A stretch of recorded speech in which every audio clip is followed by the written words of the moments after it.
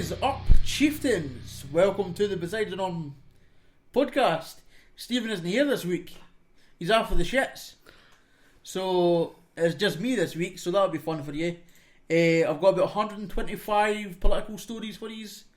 So if you're interested, then I'll just be speaking for the next 3 hours. Sounds mega fun, son. I love how you forgot that we're called a podcast as well. You were like, you just forgot that as well at the same time. I've had a few.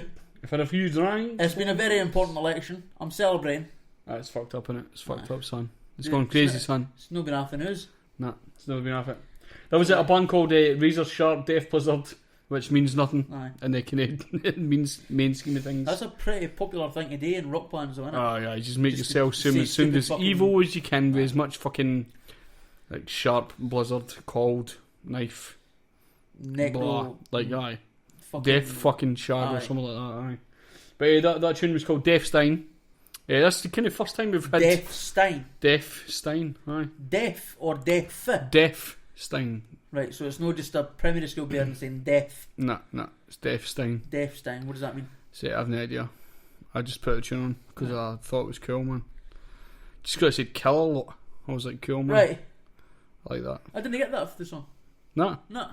Kill, punch in the face, kill. No, I thought it was all about like sort of like putting roses in the end of tanks and that. Roses in the end of tanks. Aye, That's what you thought. there's that famous heavy picture where a guy puts a flower in the nozzle with a tank. Is it not like on the Watchmen film? I reckon. You know, seen the Watchmen film? But I reckon it's a very popular picture of a Is it, hippie aye? doing that. Aye.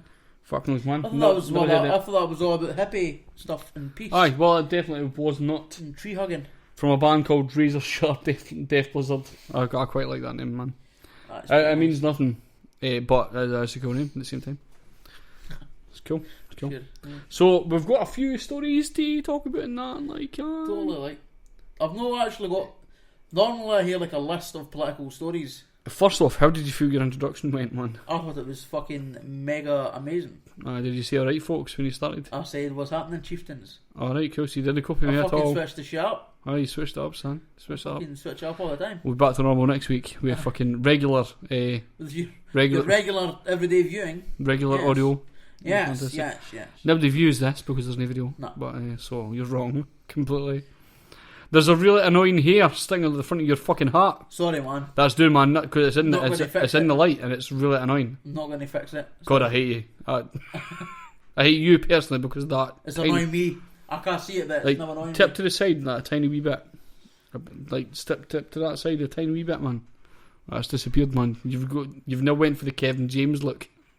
Here comes the boom. Like, you've seen that film. Fat and stupid. Fat and sexy. He's a sexy man, to be fair. Sexy. Big old sexy Kevin James, aye. I say he does films about fucking zoos and that as well. Cool and shit, like. It was more about the fact that it was meant to animals than the fact that he was working in a zoo. Aye. You seen Mall Cop? Paul Blart Mall Cop? You seen the second one? There's a second one. I managed to get There's two a films double out. dunt I have to go I through. managed to get 2 films at that shit. Jesus Christ. First one was alright, actually, to be fair. Actually, one thing I wanted to bring up, which we never wrote down in the agenda earlier on, was Kevin James is a new sitcom out.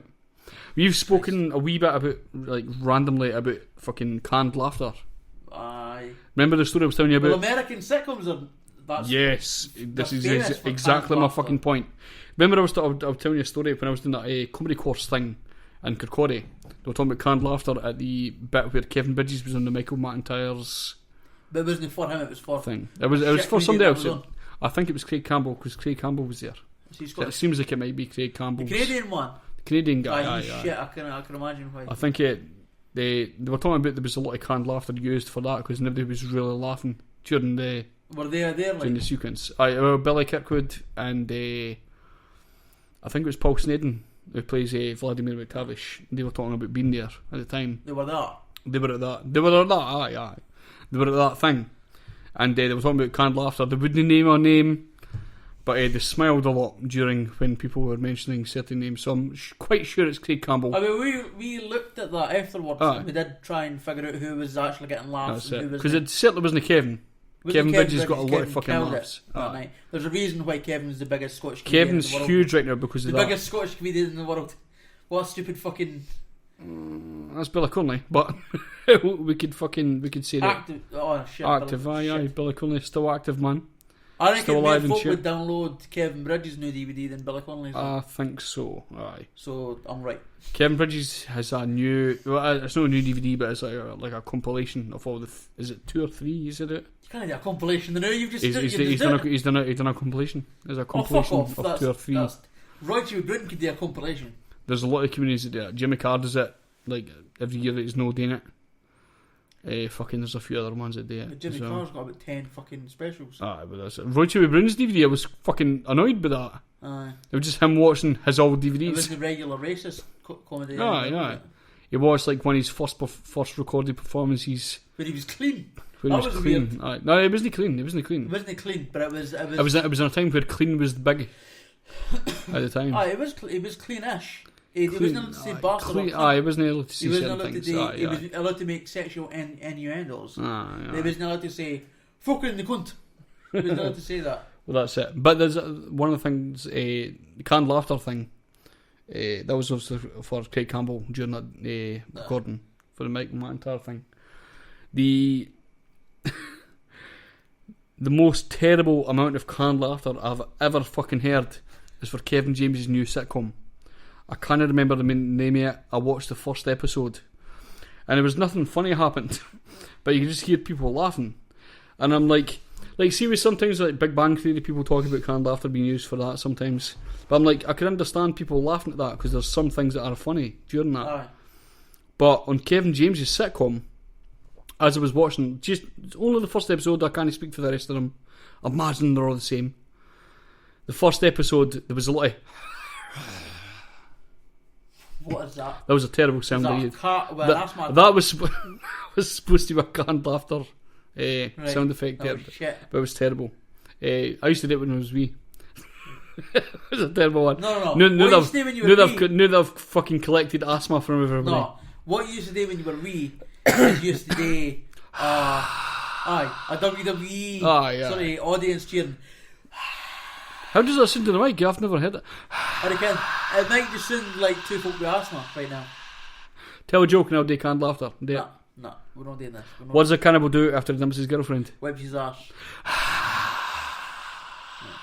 That's like an Classic. That's like classic a joke. classic joke. That's like an arena of people laughing at the end. No. I'm going to listen to this back for the first fucking time. I wonder what real comedians think of these old classic jokes. Well, that was a Roy Chewy Britton thing that I remember for the high scale.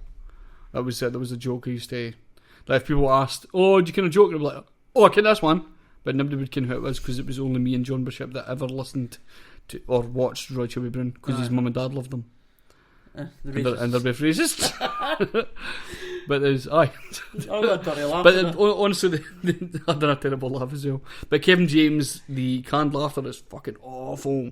I can't remember any of the stuff they were saying. It was so fucking bad, one. and there was nothing funny. But the audience was like, No, I had asked. and I was like, what?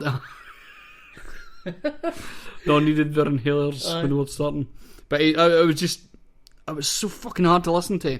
I urge anybody to try and listen. Or What's it called? I Plug it. can't even remember. Plug it for the people. I'll try and plug it. We'll listen to a song later on, and I'll Cool, fucking man. search for it. Try and listen to that episode, and we'll get that sorted out. It's fucking brilliant. We're shooting. I'm just going to add this in. We're shooting a wee video tomorrow for Christmas. Yes. Eggnog. Eggnog. Should I film me making the eggnog We could try it as well? Try The lighting's a bit shit in the kitchen, though. To be fair, shouldn't be too bad, but Aye, but in fairness, it's not meant to be loud. It's a kitchen. aye. But I feel like the TV chefs and fucking YouTube chefs have the kitchen lit up. Aye, but we. I'll take a made fucking light through. Fuck it. Take both lights. But I think I will need one. No, I'll take both just for fun. I'll be like so white. It'll be unbelievable. But we're going to make eggnog. I've not tried eggnog before. No. I can. There's like eggs involved somewhere. Eggs and milk. Separated Shit. eggs. Aye, eggs and milk is basically an omelette. after that. It's not really a challenge though. It's like I don't think it. we're making like just air a litre because that's how much they. Was your plan to make it as a challenge? I wasn't sure what I had to do with it. I just wanted some eggnog. What? How much were having? Was it a litre or something you said? Just over a litre. Right. There's not much challenge in that, really, is there? No, it's just let's try to sink a glass or something. Of eggnog. We'll try and make it a challenge if there's enough to kind of go through it, but there's loads of cinnamon in it as well. And vanilla and fucking egg. It sounds sickening. It does sound sickening. I watched it, you know, that TGF Bro YouTube channel. They're the ones that pissed on their snow cones and ate it. Aye, and they done fucking disgusting. They put sweat and a vaporizer. I did see that. And it makes me sick just thinking about it, man. It's fucked up. But I never watched the video, but they seem to have done a lot of eggnog. And the thumbnail was just a big fucking spew pile. Well, Matt Stoney and LA Beast done a gallon of eggnog. Oh, God. In 3 minutes. Jesus. Actually, Matt Stoney's 3 minutes included. Matt Stoney's YouTube video was 2 minutes 50 seconds, and that included him drinking a gallon of eggnog, and I'm sure it was about 37 seconds. God, it's disgusting. I can't even drink a fucking pint of water in 37 seconds. To be fair, we've never tried this stuff. It seems pretty thick and kind of like yogurty, really yogurt sickening. thick. Aye. Do you have to cook the egg, or is it just that like I have no idea. Like, because I thought you'd researched the recipe. No, I looked at the recipe list. Alright, so you did the kind of recipe. Well, you did the method sort of thing. I can use to separate the eggs. That's as much of the recipe as I can. Exactly. That's how much of eggnog I understand. Well, basically, I would feel like if there's cooking involved, it'll be like fucking holy shit. I shat my fucking pants. Sorry about that. If there's cooking involved, it'll be an omelette. Basically, is what you're making. But in that sense, it'll just be leaving it airnight sort of thing. So it'll be raw eggs plus milk plus cinnamon plus vanilla plus rum and shit as well. Did you get like an alternative rum or something like that? Well, I got cheap shit like cheap rum. I got the cheapest. It's all it is. You just got cheap rum. It's meant to be Bacardi dark rum. That's what they said. I just got Tesco dark rum. Like, what's the I difference? think fucking it makes a difference, really. As long as it's rum. What would the difference even almost be? It'd be like the difference between like Di Serrano and Amaretto. Like, there's no difference whatsoever. Or fucking the difference between Jack Daniels and Jim Beam. Or Asda, vodka and Glen's. It's all the same. It's all the fucking same stuff. Madness, man. So basically we've wrote for the first fucking time ever, we've got notes that we're going to go through. There's no news stories tonight particularly. Well, this shit is all kind of newsworthy. But we've not got news stories written down. We've got kind of notes written down for the first fucking time. We've actually had something happen to us this week that could well have been a newspaper article. Which is pretty funny. It's exciting. The fact that it wasn't though is quite annoying. I put up. You want me to preface? How do you say it? Preface it. Basically, we had Alistair Suttie in during the week. Sunday. So it wasn't June, it was the weekend. No. Well, technically, they say that Sunday is the start of the week. Is it? Aye. No, if you believe in God. Maybe you start after Sunday's the start of the day. I never knew where people got that from. Yeah, they are, because it makes no sense. Like, believers say that fucking Sunday's the start of your week, and I'm like, doesn't matter. Fucking, like, God started on a Monday. Conversation doesn't matter. Sorry. So we had Alistair Suttie on the Sunday. And we had about an hour long conversation. We spoke way longer than that as well. We spoke to him beforehand. Spoke afterwards as well for a good fucking way. He sat for a good while as well, which some people are like kind of wanting to get the fuck away. But he was actually sitting there and just sitting and had a chat with us. It's fantastic. Probably stuff we could have included in the podcast as well. But maybe no, because the minute we finished the podcast, he was like, you said something. And he was like, no, didn't record that. He said I didn't. This happens all the time, which is fantastic. The fucking inside scoop. We shouldn't talk about it, man. We shouldn't talk about it. We fucking should. You want to talk about it? Well, I can't remember what he said. He's not here to defend himself. Go for it. Just the fact of the fact that we've had a deputy provost in, we've had multiple political candidates in, we've had multiple councillors in, and most of them have said something either during the podcast that we've had to edit out, or after the podcast. I'm going to ask you this. They shouldn't have said, or they wouldn't want on the podcast to say. which is just showing that people are humans. And that's Did you hear about one of the councillors that died recently? Aye. Was that the one that Bill and Kay were talking about when they were in? Is that the same one? Because I was like, when I heard their name, I was like, well, we're no mentioning names. I'm just saying, was that pretty much the same name that I heard? I've got no idea. Fair enough, right, that's cool. We'll finish that. But, so we had Alistair Suttie in, and he was saying some cool shit. He was on for about an hour and 5 minutes or so, and we've got recorded. Going to play that in a wee while. I've already put it out, but it's basically for the live listeners and to kind of pass the time a wee bit, so that I've got a kind of longer podcast on. Totally. The voting is today, so if you're sitting down and fuck all the now, I would just listen to this podcast. I wouldn't bother going to voting. Basically, is what I would say, because it's about finished. So we had an agenda which we've sort of not even done. Basically, the facts are that we done this podcast, which made Alistair Suttie mad, son. Alistair Suttie had said something on Facebook about Colin Davison opposing a UCG. No, this is later. It's later. That's I'm just going to grab it. Right, Jesus. About Colin Davison opposing UCG, and that was worded.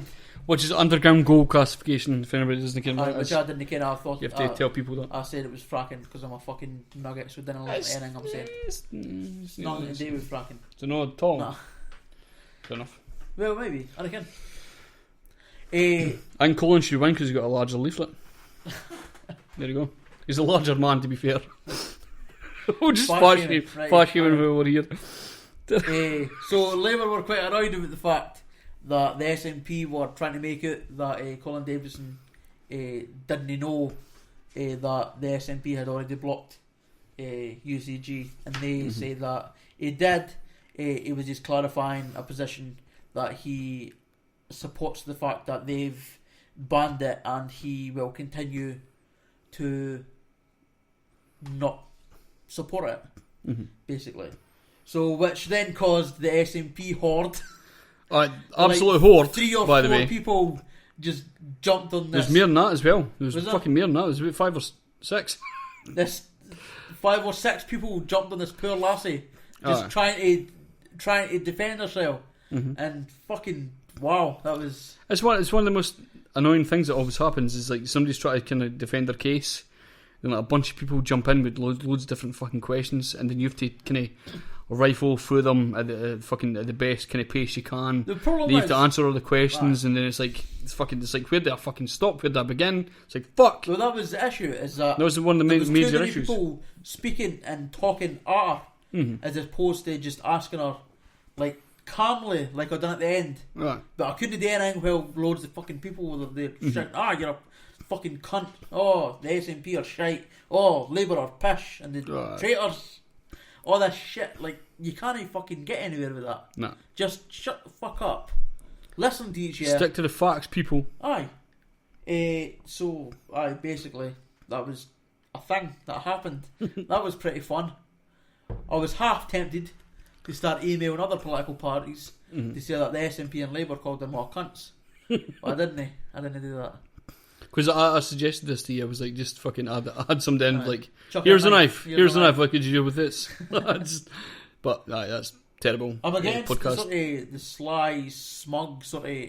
Oh well, if the Labour had done this, then they would know that. Yeah. I hate that fucking level of. Because it could happen on any side. Any single person could do that, and it's shit arguments. It's irritating, man. It's point scoring. That's what that is. It's point scoring, and every single political party seems to do it. And even Ali said, when you're in competition with people like that, it's going to happen at some point. Oh yeah. Which I'm going to have to disagree with. I don't think it needs to happen. I think it maybe makes the campaign more fun for some people. I think it's cool that people are getting engaged. I like that idea. But these are probably people that have been engaged for a longer time than what we have. I'd imagine that we're getting involved there. Well, maybe not the SNP people. Maybe a lot of the SNP people have been. Could be the same idea that we started off with. But there's a lot of like real point scoring that's trying to happen as well. And it just fucking upsets me sometimes trying to see all this stuff. Aye. Nobody's ready for a fucking decent argument. Nobody's really got any facts. They're always just like, well, you said this at some point, and nobody points in the direction of any kind of factual information. Everybody just says you said this at some point. And it's like, do I have to fucking believe you but just because you've said that? Well, this is where I like It's annoying. and facts, and that's why I didn't really have any loyalty to any specific. Well, I'm a member of Solidarity, obviously, but that's why I didn't say I'm loyal to Solidarity. But you're even fucking sceptical of them as well. If Solidarity say something that's stupid, then I'll be like, oh, cool. Well, this stupid. is another political party I can't fucking join. Brilliant. I wouldn't need to know at this point. Oh, smashing. So, I'm not like blindly loyal like some people that support the SNP are. Where they'll just disregard facts and go, the SNP are amazing. Or dismiss you by saying SNP bad with a H in it. Like you're a sheep. Believe in all this. Oh, it's fucking terrible. It's really... Or when they say yes NP. Shut up. You're cancer. You're fucking cancer. It's these kind of blind followers of the SNP because they were big for the referendum. And they make the fucking SNP look bad as well. Aye. They make the SNP look bad. They didn't realise. I ken a few of these people closely as well. Aye. I was just about to name one. Jesus. But I know it's no Jesus. Sorry, I never meant that. But Jesus there's SNP. Jesus cannot stand the SNP. Is not a fan of the SNP at all. Does not condone Alistair Suttie going for the council elections. Because he's no for Baghdad. That's nobody's fair. But it's no Baghdad. Jesus is his own. Who's it Jesus is for again? Israel. It's Baghdad. Baghdad's not in Israel, Palestine. is it?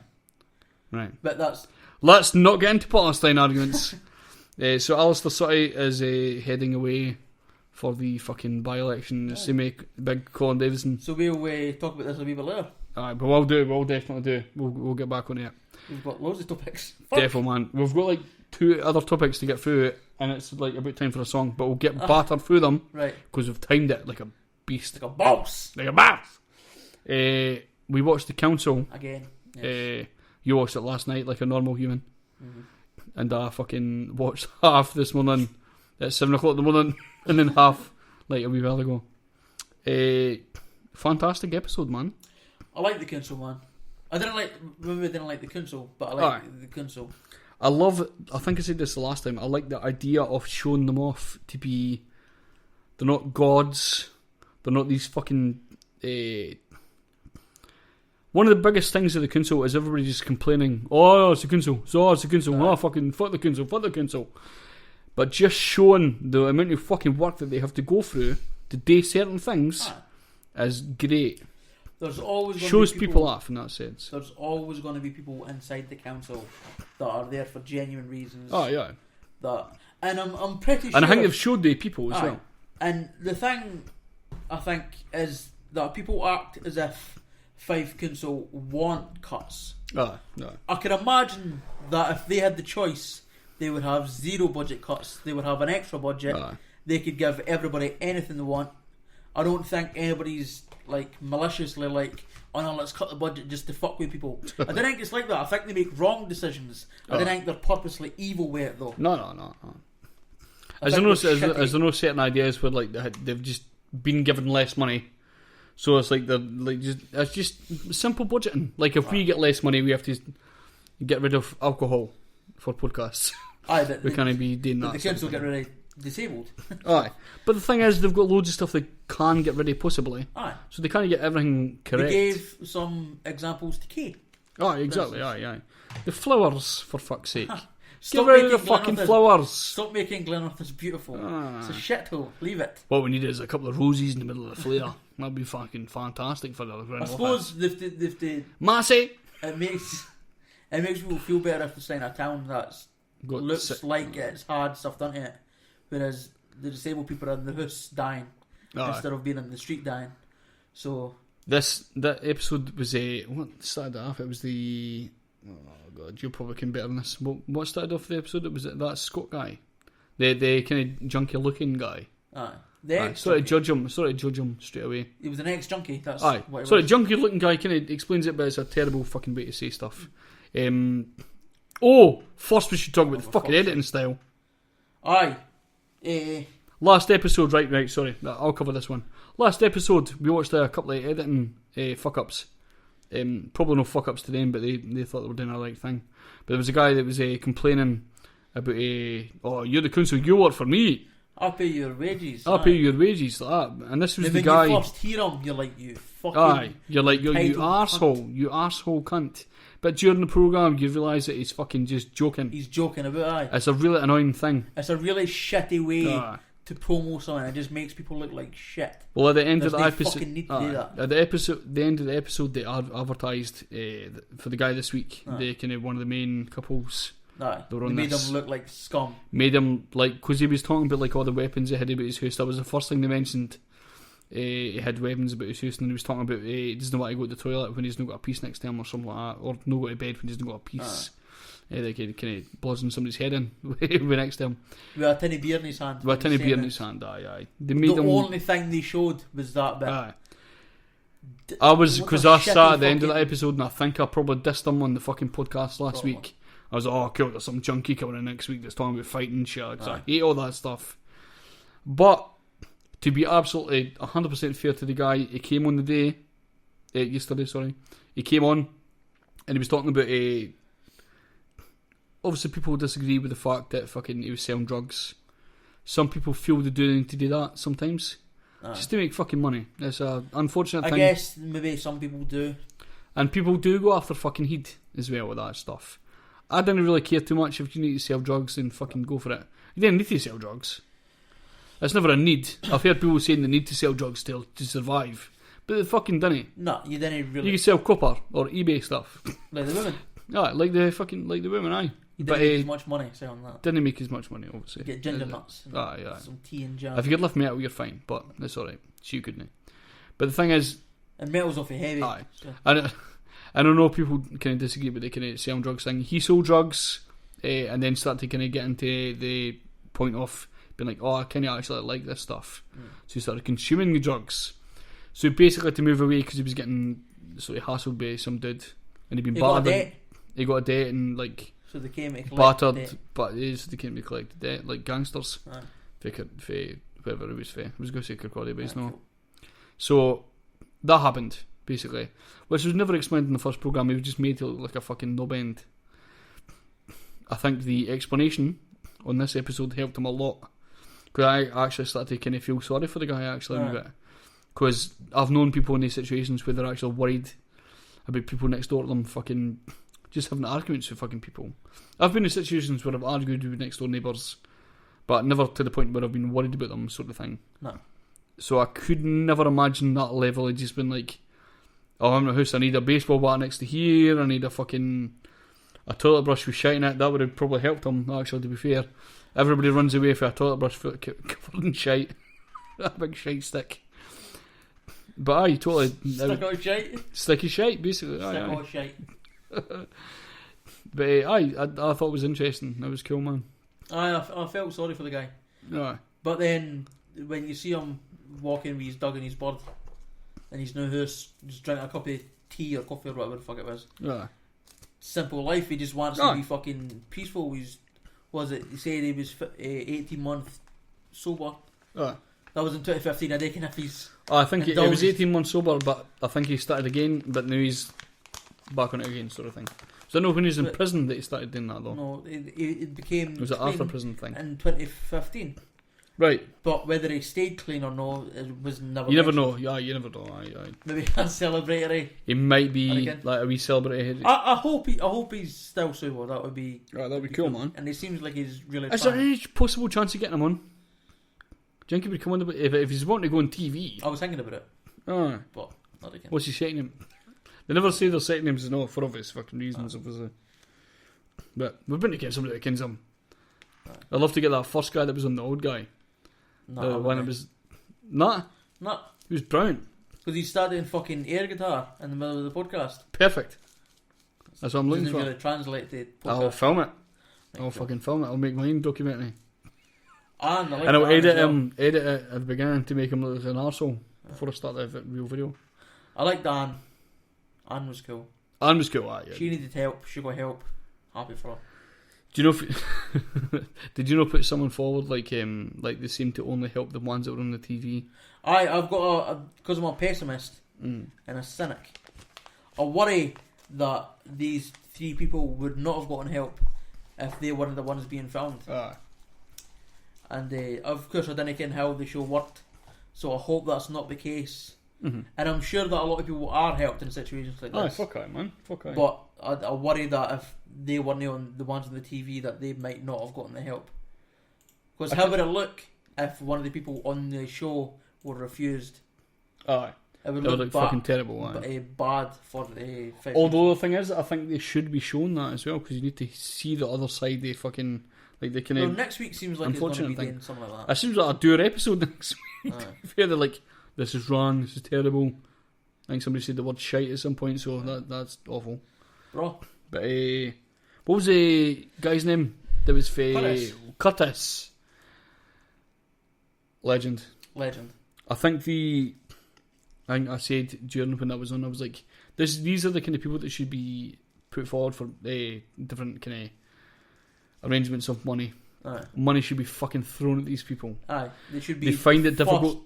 Course of action is money for these people. Fuck flowers for Glenoffice. Money for these dudes. 65 grand salaries with 55 grand bonuses every year. Aye. Fuck that shite. These people need as much fucking attention as they can get.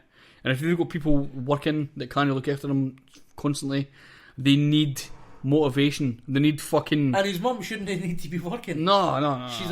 She's caring for a guy with autism, which must be absolutely fucking knackering. Oh, aye. And she's needing to go to work because she's not got enough money. Fuck. She's got a job. She's looking after her son. Aye. Which is a lot bigger deal than most people looking after their son. Throw all the fucking money at these people. They need as much fucking motivation and as much attention as they can get. You can see during the episode that he was like sort of vying for as much attention as he can get. There's just these people need this. They can't work. They can't fucking handle background noise a lot as well. Aye. Give me your muffs for fuck's sake. There was one on that. There was they need all the fucking attention they can get. Throw money at them. No at them. What was it? Throwing money at them isn't going to help them. Just chucking pound coins at them. Just like throwing notes at them. Oh, the noise! That would annoy them, probably. Aye. But throw money at these projects, man. You need people to fucking stimulate their minds and keep them going. If they can't work, they're going to be fucking bored all the fucking time. Especially somebody with autism. Aye. Great on the piano, though. Fucking amazing piano. Amazing on the piano. Like that fucking 007 Did it say how old it was? I think it did. But I never paid attention. He said he was at college, so maybe 17? Could well be, aye.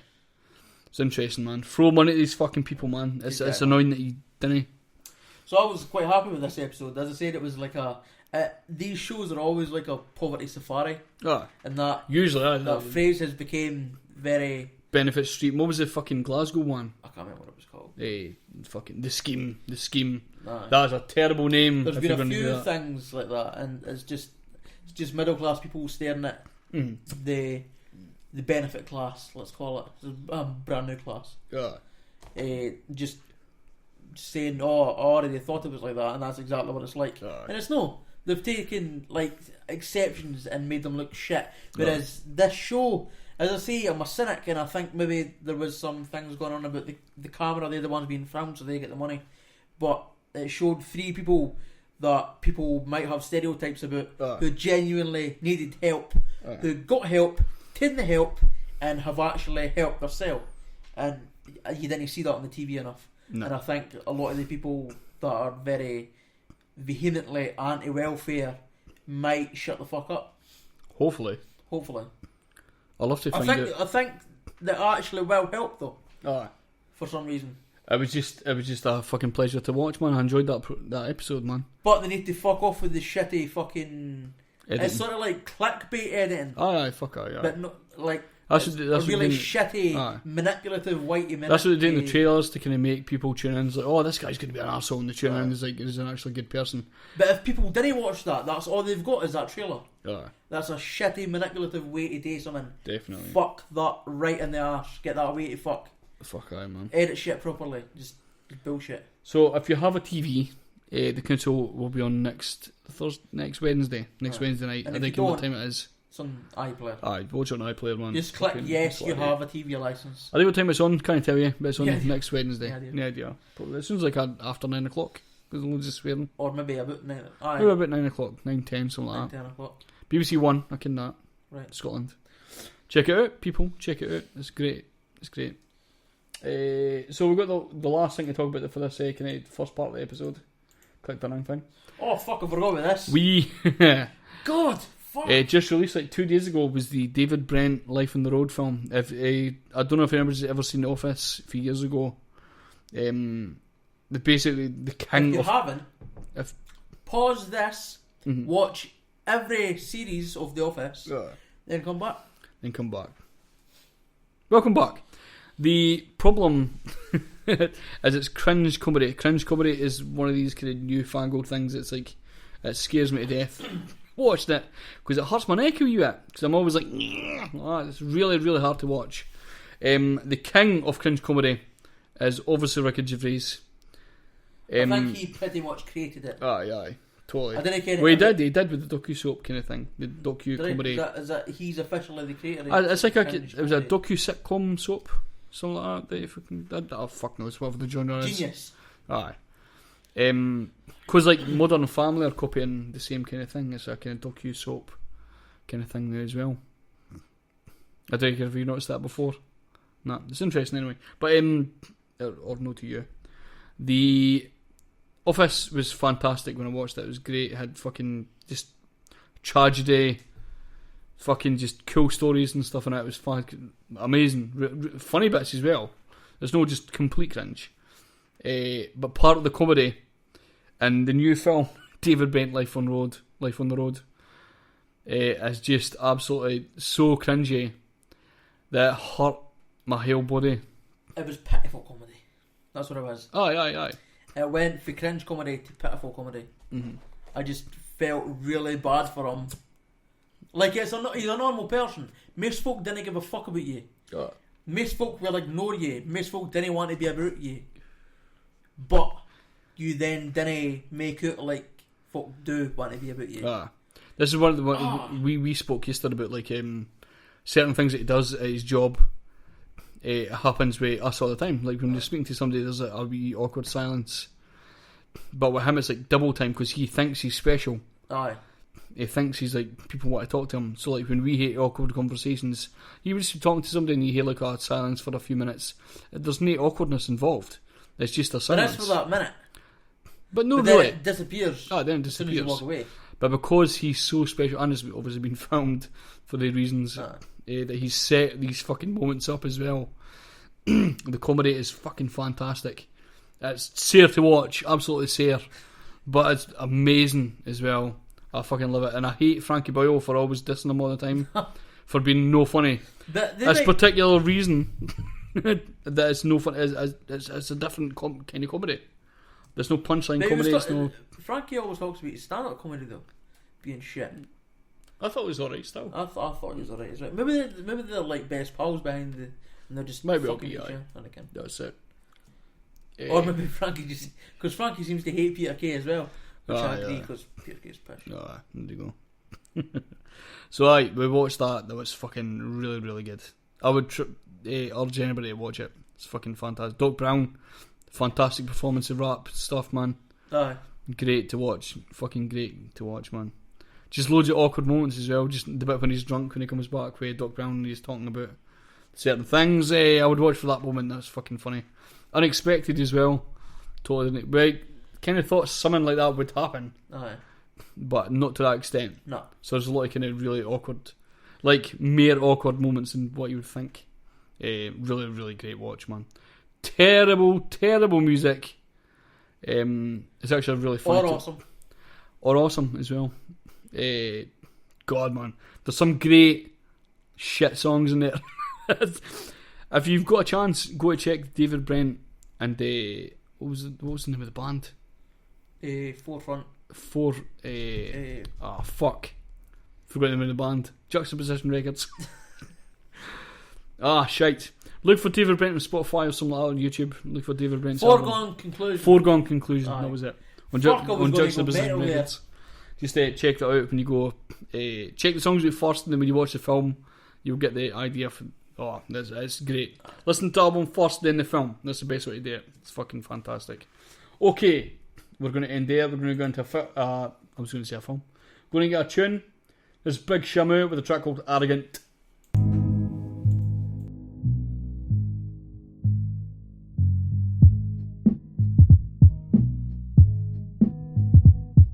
Well, I'm living it down because I've not got another rapper's dick in my mouth. You can swallow your pride so it makes sense that you're spitting it out. Man, I'm not kidding, no tripping it loud, get your head in the clouds. Subjecting subjects to death threats, suspecting suspects that wanna get fresh. On that next leg, get your rep checked, it's rotting that dead flesh. I'm plotting to wreck sets. Dread vets, upset those red feds who are blue in the face, screwed into place, who could do with a chase. So these kicks are getting laced up. Man, I'm about to make a little piggy's day worse. Yes, I'm arrogant, your local inhabitant. The only help I'm packing is tarragon. So I don't care what you're carrying, cause you eating my scale, it's just embarrassing.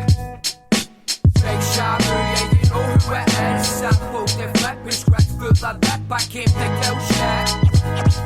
Remain true, you're not privileged. Big Shamu, yeah, you know who it is. Sample, they flip and scratch full of lip. I came to kill shit. Remain true, you're not privileged. Since A-Dot, I've slayed stage talk. Don't need a beat to play God. You better kneel when I take off. I'm about to step in your plate so you can expect weight loss, mate. Oh, it's a day job, that's a mistake. Sorry, thought it was a hobby, you procrastinate. Just an average joke, but you've still got a sloppy fate. The pencil is a carbon copy straight from a dodgy fate. When this bossy ain't sorry for your shoddy state. I'm body bonny straight, cause Clyde's got a lot of hate. And some rocky faith with some boggy traits. Again, all that robbery. Talk so much shit, you can swallow suppositories. I mean, you're an arsehole, obviously. I'm honestly probably showing some fucking modesty. Big Shamu, yeah, you know who it is. Sample, they flip and scratch full of lip. I came to kill shit.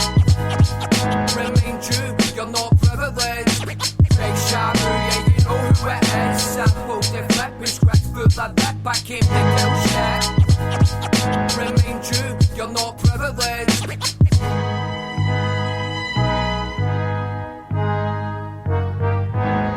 Don't call him conceited, just call him confident.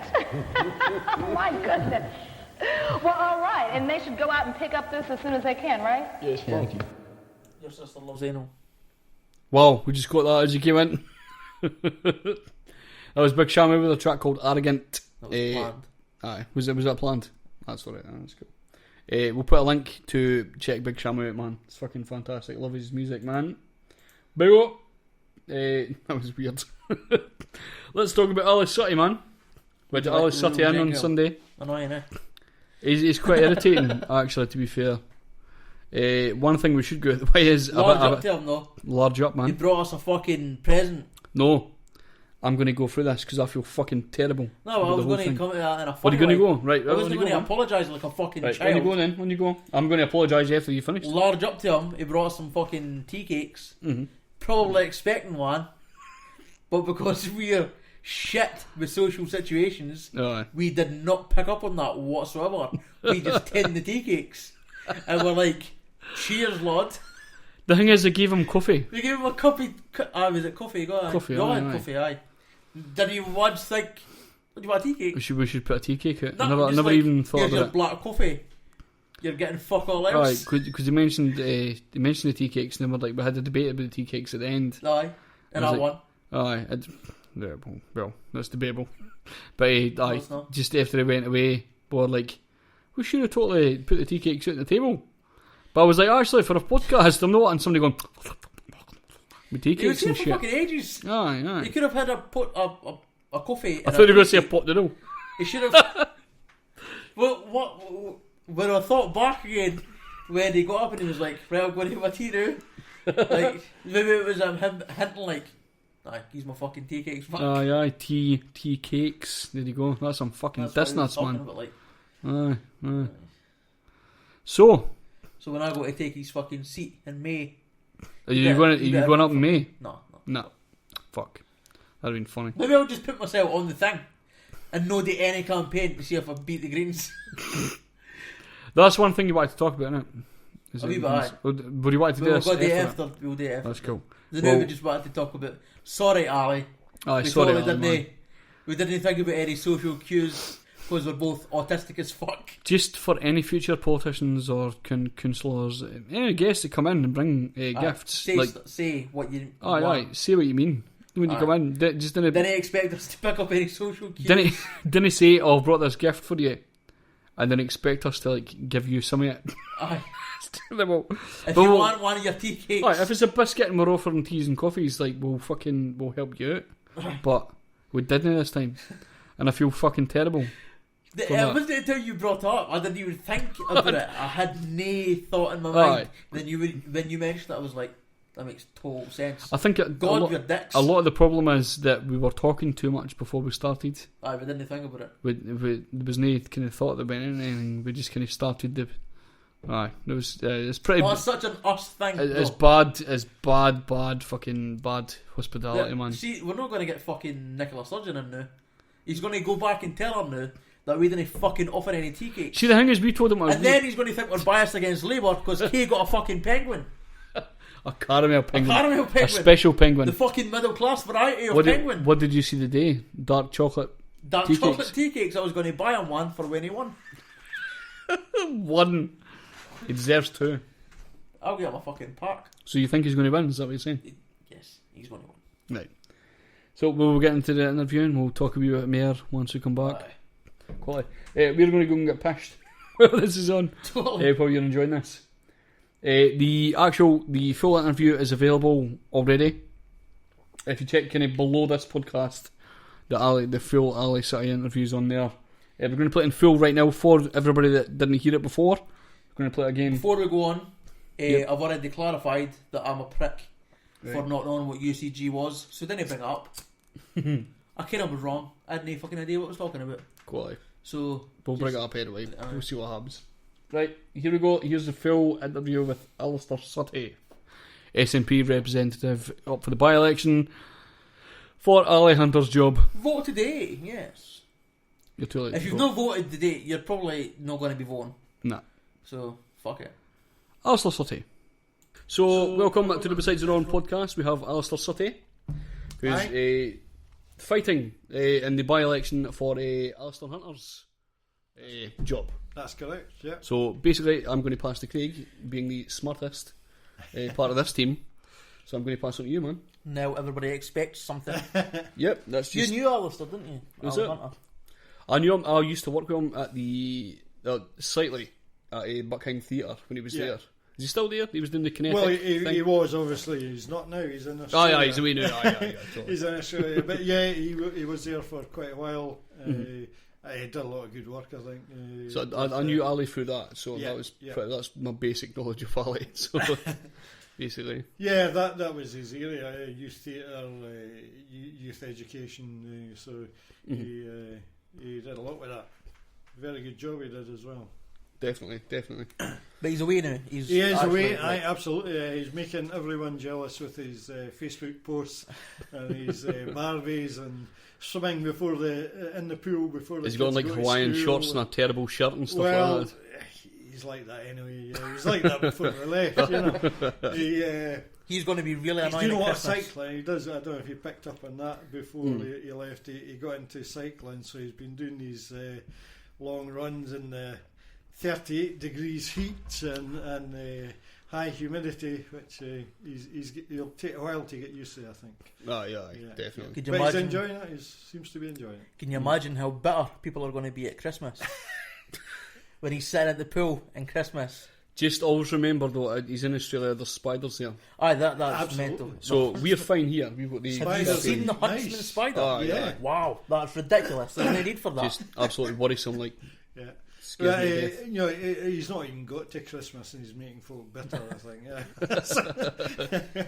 I'm telling him he should be out here, you know, pounding the streets of Kennoway, working for me, never mind sun in the sun. Aye. But good luck to him. I hope his family seem to be liking it, and I hope they do well. Excellent. Quality. Right, well, I suppose we'll start off with an intro to yourself. Yeah, Alistair Suttie, born and bred in Windigates. I was there I've stayed in Windigates between 20 and 30 years, maybe even 35 years in total. I was away to Edinburgh to work for a wee while, but my mum and my sister was still in Windigates, so I was back virtually every weekend. So yeah, Windigates was a great place to grow up in. You go back before the days of the bypass. We used to have this fantastic play area down the back of the park. You guys are probably too young to remember it, but it was called, between the park and the distillery, there was this play area called the Trenches, and it was great for young guys, playing commandos or cowboys and whatever. Absolutely brilliant. But it was a good time growing up with a good bunch of guys. I went away to Edinburgh to work, and while I was in Edinburgh, I met my now wife, who comes from Methyl Hill. So we got married in 1990. I moved back here, and sort of been in the area ever since. We stayed in Buckhaven a while, or Buckine as we know it, of course.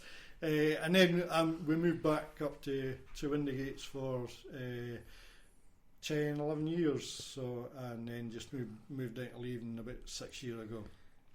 So, like I say, born and bred in Windigates. We started, as far as community involvement's concerned, we started Windigates Community Council back in the late 70s, I think it was. Myself and Davy Alexander got involved in a few local issues, things like, at that time it was Rights Away. Folk were, that was just kind of when a few building sites were going up, Cameron Crescent and Windigates, and folk were getting worried that the paths that they'd walked with their dogs, or even just for leisure, were starting to get encroached on. So there was a big thing about rights away at that time. So that was good. Moving on from there, I got involved in the 90s with Cameron Hospital. By that time, my mum was up there kind of permanently, but there was a bit of a threat to the hospital. And that, Fife Health Board were looking at savings. There had already been 2 or 3 of the wards closed, sitting mothballed. So there was a real threat that the whole place would close. So I got together with some of the staff, some of the relatives that had folk in there, and we started Cameron Support Group. Kicked it off with a petition. Usual thing, going round doors, standing leaving High Street. I remember it was bitter cold. It must have been the winter. Mind you, it doesn't have to be the winter to be cold on leaving High Street, unfortunately. But we did the petition thing, and we went and spoke with Fife Health Board and the managers there.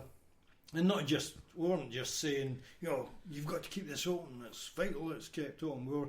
We went with a plan to reopen some of the wards, make them, introduce a rehab ward, things like that. So use the space, and we won. The hospital was still there. There's 2 of the wards at least have been reopened.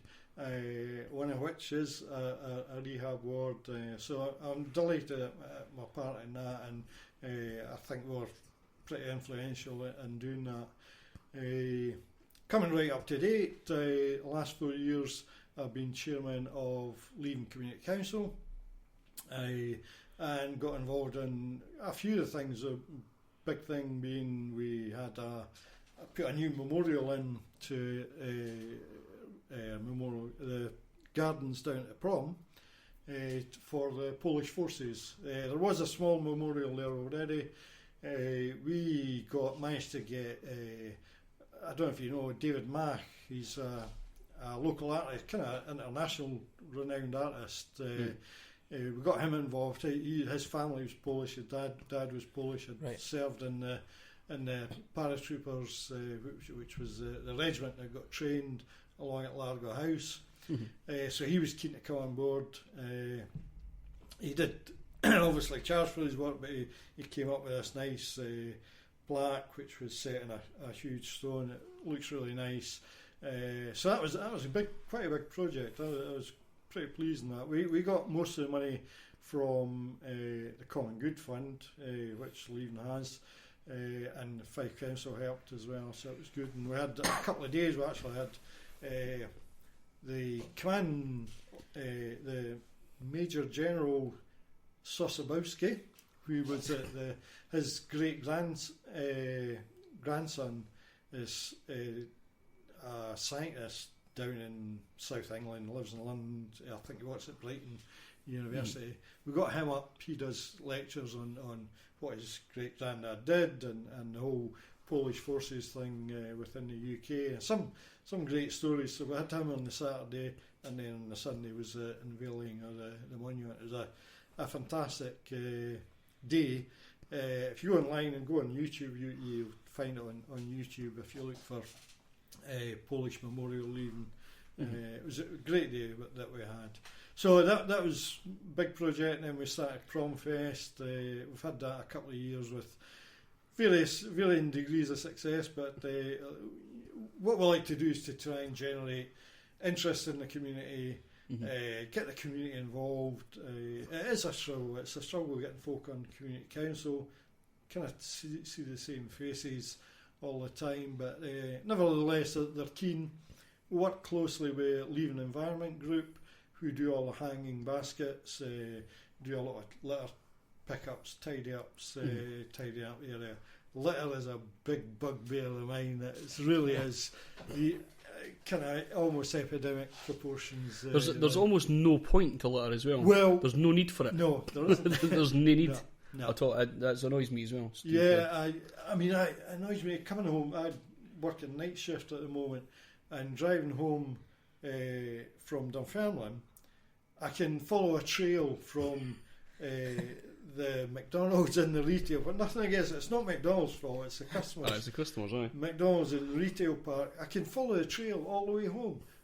Folk flying the rubbish out the window, out the car windows. It's so annoying. We can do these litter pickups.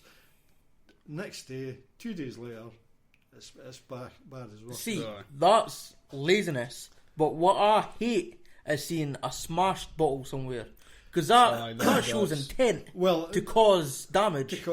Which is totally pointless. Yeah. And it's not as if you can go with a litter picker and pick up a glass bottle. That requires some sort of safety. Yeah, it requires a shovel at least. Yeah. So it's not. It's pointless, and it's damaging, and it costs extra money for no reason whatsoever. I hate it. Yeah. So that's my kind of community involvement. On a personal level, I've worked virtually all my career until the last year or so in IT. I'm a software tester, so folk change their systems, I go along and make sure the changes work. Folk write a new system, I go along and make sure that it does what they want it to do. What kind of software is this that you're working with? That you're doing I'd say it's mostly commercial, although I have had worked on things like an army recruitment drive, which is, I think it will be in the future on all platforms, on web-based and Android-based, phone-based systems. So basically, folk can go in and scroll through the army careers stuff. Right. The company I was working with doing that, they do things like, they call it gamification, which basically is putting real life situations and using CGI graphics to portray different situations. So they do a lot of work with Scottish Fire Service, so they can. What I can do is show the trainee firemen whatever various situations that might occur, what might happen if they do take one action, and what might happen if they take another action, that sort of thing. So it's used across the board. Mainly my career has been in banks and financial industry, But and the other couple of government things I've done is, excuse me, HMRC, the online tax returns, and MOD, their logistics stuff. All very... So nothing Done. that people would like you for. Exactly. Exactly. So as long as that's cleared up. absolutely. A couple of financial things, I suppose, mortgage applications. I've worked on that kind of thing for various banks. But nothing too public facing, and they would actually enjoy doing, unfortunately. I was working permanently, and then I went back contract, and unfortunately contracts are kind of dried up a wee bit, and I'm working at Amazon now. Oh, wow. Yeah, absolutely. A friend of yours is really hatred of Amazon. He cannot stand Amazon. But that's shared by quite a few people as well, to be fair. Yeah. Including the people that work there. How was it up there? They put out an advert sort of like talking about the kind of workforce and making everybody was quite happy in this advert, as they usually are for Is that true, or is that... corporations. Is it terrible? No, What's what you're saying? It's not terrible. No, I wouldn't. I've been glad it worked. Put it that way. They're like every other employer. They want their pound of flesh. Yeah, it can be very hard work. Just now, it's you're running off your feet. Just now, Christmas, aye. It's there the are sort of other worst time. times when it's not so busy. It's all target driven. You know, your work, and it could be on a day-to-day basis. They say they're coaching you, and try to encourage you, and that is in the main generally. If you've not got the right mindset, I can see that folk would take offence to it and kind of crack under the strain, if you like. Yeah, it is what it is. It's a high volume, high workflow place to work. that's kind of what you expect when you're going in as well. Anybody that goes in thinking they're going to have like a nice wee time, a wee coffee sitting beside their wee station. A lot of the issue people have with them is the pay. Aye. The fact that they're asking for this hard pay, and they're paying wages that are forcing people to go on tax credits at the same time. And then, I mean, they're not the only. Also, ones. the fact they didn't pay for the building is also a big. I know deal. that is that's annoying, and don't pay their taxes. Don't pay their They're not. Well, I can understand why people hate them. To be honest, yeah. Aye. The thing is, needs must. I'd rather do that than go through the benefits system and looking at the sanctions. We've all heard the horror stories about the sanctions that are imposed on folk because they can't turn up. it's pretty degrading. Have you ever been unemployed? Well, no, not for a long time. No, not under this current system, certainly. My mum went in once. She wasn't even unemployed at this point. She went in to check something. She was just sitting there. She was going to ask a question, and the look she was getting for the people working at the job centre were ridiculous. There was no need for it. You just seem to be nothing to them. Yeah, you're just dirt on the bottom of their shoe, and they didn't care. And that's the DWP is supposed to be one of the best parts about a civilised society, is that if you lose your job, you've got a safety net. And they've ruined it by treating people like shit. Well, that's it. There's absolutely no excuse for treating people badly. There really isn't. For whatever reason, and the DWP employees should realise that the vast majority of folk going through the system want to work. I mean, there's no doubt about that. Yes, you'll always get chancers, but the vast majority of folk would want some sort of work, and they should be treated with respect. Absolutely. The older people that were there, I was in a 12-week programme with a guy that I think he was in his 50s, late 50s, and he was saying that every time he went to an interview, he was dismissed as soon as he got to the interview. People just didn't seem to want people with that age. Well, that's one of the reasons I think I've been not picking up some IT work. I know that for a fact. That my age is a problem. When they see me, I think, Right. Do they just think, was oh, he doesn't expecting- care what he's talking about, sort of thing? He's not going to I care. think they're expecting some young dude, you know. yeah. But not too young either. Well- if you're like 20, 21, they think you're immature. Yeah. So you're Yeah, struggling yeah. there as well. Everybody's got their ideal candidates, I guess. But yeah, it's a problem. But there you go. You just got to get on with it. So you've been. How long have you been in the SNP? Have you been a In member? for- SNP, since I was 18. I joined up when I was 18.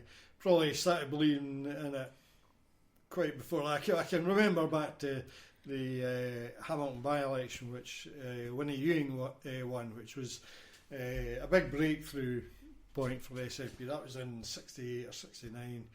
So I'd be 12 or 13, so a bit sad really thinking about politics at that age, but never mind. That's I admirable think- to some, though. That's I was thinking about conspiracy theories at 13, so that's all right. Absolutely. Let's not get in there. The lizards in Westminster. Yeah, so I think as soon as I realised Scotland was actually a different country, I started questioning, well, why is the government down in London? Why are we taking our orders from London? And I've just never changed that view. I do not understand why one country would let another country make its decisions for them. It's An argument we've seen for independence now is that Scotland votes generally has a more active voter base that's more to the left. Yeah. Was that true in the 60s? Because I think that was more sort of I would social. say it's always true. Yeah, probably from the 60s. I think if you go back to the 50s, that was the last time in the UK that the Tories actually got a majority of the vote. And I think it was a 56 election, something like that. Mid-50s, there was actually quite a substantial Tory vote. Since the 60s, I think, the Harold Wilson government kind of changed things a wee bit. It seemed to bring. This is just from memory. This is not. Yeah, I've got none of this. I've got none of this information in my head. There was I remember the kind of a wee bit of a boost, a wee bit feel good factor when Harold Wilson got, because everybody thought he was going to change everything. As time went on, we see what's happened. All Westminster governments have treated us the same, basically. We get the scraps, but I think then come Thatcher in the 80s, that was the end of the Tories for good, definitely, and their vote just went down from that. Yeah, I think traditionally, obviously the Labour vote was backed by the unions. Unions were very strong in Scotland, with the steel workers and the mine workers especially. So that, I guess, started to get eroded when those industries were stripped for Scotland, basically, by the Thatcher government. So, answer, yes, I think they have always been more left-wing. Not always and forever. I think if you go further back, they possibly find some Tory supporters further back. They think they have a revival just now, but we'll see. I've had this debate with a few people talking about the Tories, and I need to, it's becoming tiresome to explain that when Labour lose so many people, a lot of people in Labour aren't actually as left wing as you think they are. No. They need to go somewhere. Yeah. And because the SNP don't have a monopoly on political voters, they're going to go somewhere else. And it appears that they're not going to the Liberal Democrats. So they've got Tories, and that's pretty much where they go. The Greens got an extra 4 MSPs, I think. They did, yeah, because of the list system. They did well to get the extra MSPs. So the list system works for minor parties like the Greens. So it's good to see an alternative voice. As long as that voice is doing the right thing for Scotland, that's the thing. So it's not as if the Tories are just railroading their way into Scottish politics. No, it's a fair. You'd expect the second biggest party after Labour to be the opposition after Labour dies. That's pretty much what I would expect anyway. Yeah. So I'm not sure why people are so upset about this, but No, not to worry. So you've been involved in community councils. Have you ever been a candidate for being I've a been a councillor or candidate, MSP or anything? I think 3 times. I stood in 2012 at the last local council elections. That was when we tried, we decided locally to try for 3 councillors, and this ward has 4 councillors. We tried to get 3. In hindsight, it was probably a wrong decision. Certainly a wrong decision for me, because I was first out on the first count. So we didn't get our tactics right that way. Further back in the early 90s, I was a candidate a couple of times, old district council, and it was kind of more or less just filling a space where we were struggling to get a candidate. I stood against the then Lord Provost Bert Guff. I don't know if you remember Bert from, he was doing Buckhaven.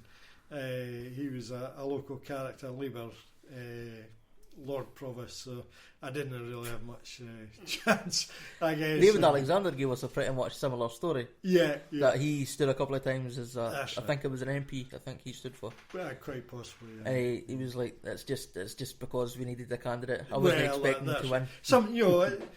Sometimes you have to do what you've got to do, and it's better to have someone up than no one. It's been a long haul, with SNP. But we've seen gradual improvement, I think, and I think that's a good thing. What's happened with the Scottish Parliament? Obviously, we had Liberal and Labour coalitions the first couple of parliaments, but people began to get a bit of confidence in the SNP. Could see that even in opposition, they were providing, doing good work. And then they voted us in 2007, albeit in a coalition. But then in 2011, we won the majority, which shouldn't have happened because of the system. So we're back to a minority government now, and I think the gradual improvement has, it's culminated in 53 MPs at Westminster. And another victory at the Scottish Parliament. It's all about confidence. I knew once the Scottish people could see that we could make the big decisions, way back a long time ago, we would be dismissed because we weren't on the big stage. We could never make the breakthrough at Westminster. But once Holyrood came along, people saw that we could actually operate as a national party, if you like, and that we could make effective decisions. So it's good. I can only see it improving. That's one thing that is hard for me to imagine, is the SNP being quite a small party. Because I remember just getting involved in politics due to the referendum. That was the first time I even took a that was your first step away from the Illuminati. Basically. But just to imagine the SNP, is it like, how small were you at that time? Like, we were very small. Listen, I've been to some of our branch meetings where there was 3 men and a dog, and to be honest, you've been to them. To be honest, to be honest, the dog wasn't that keen to be there. It's a problem, But now we've got this big membership, over 100,000. Is that not the second biggest? It is. It's the second biggest in the UK. Unprecedented, really.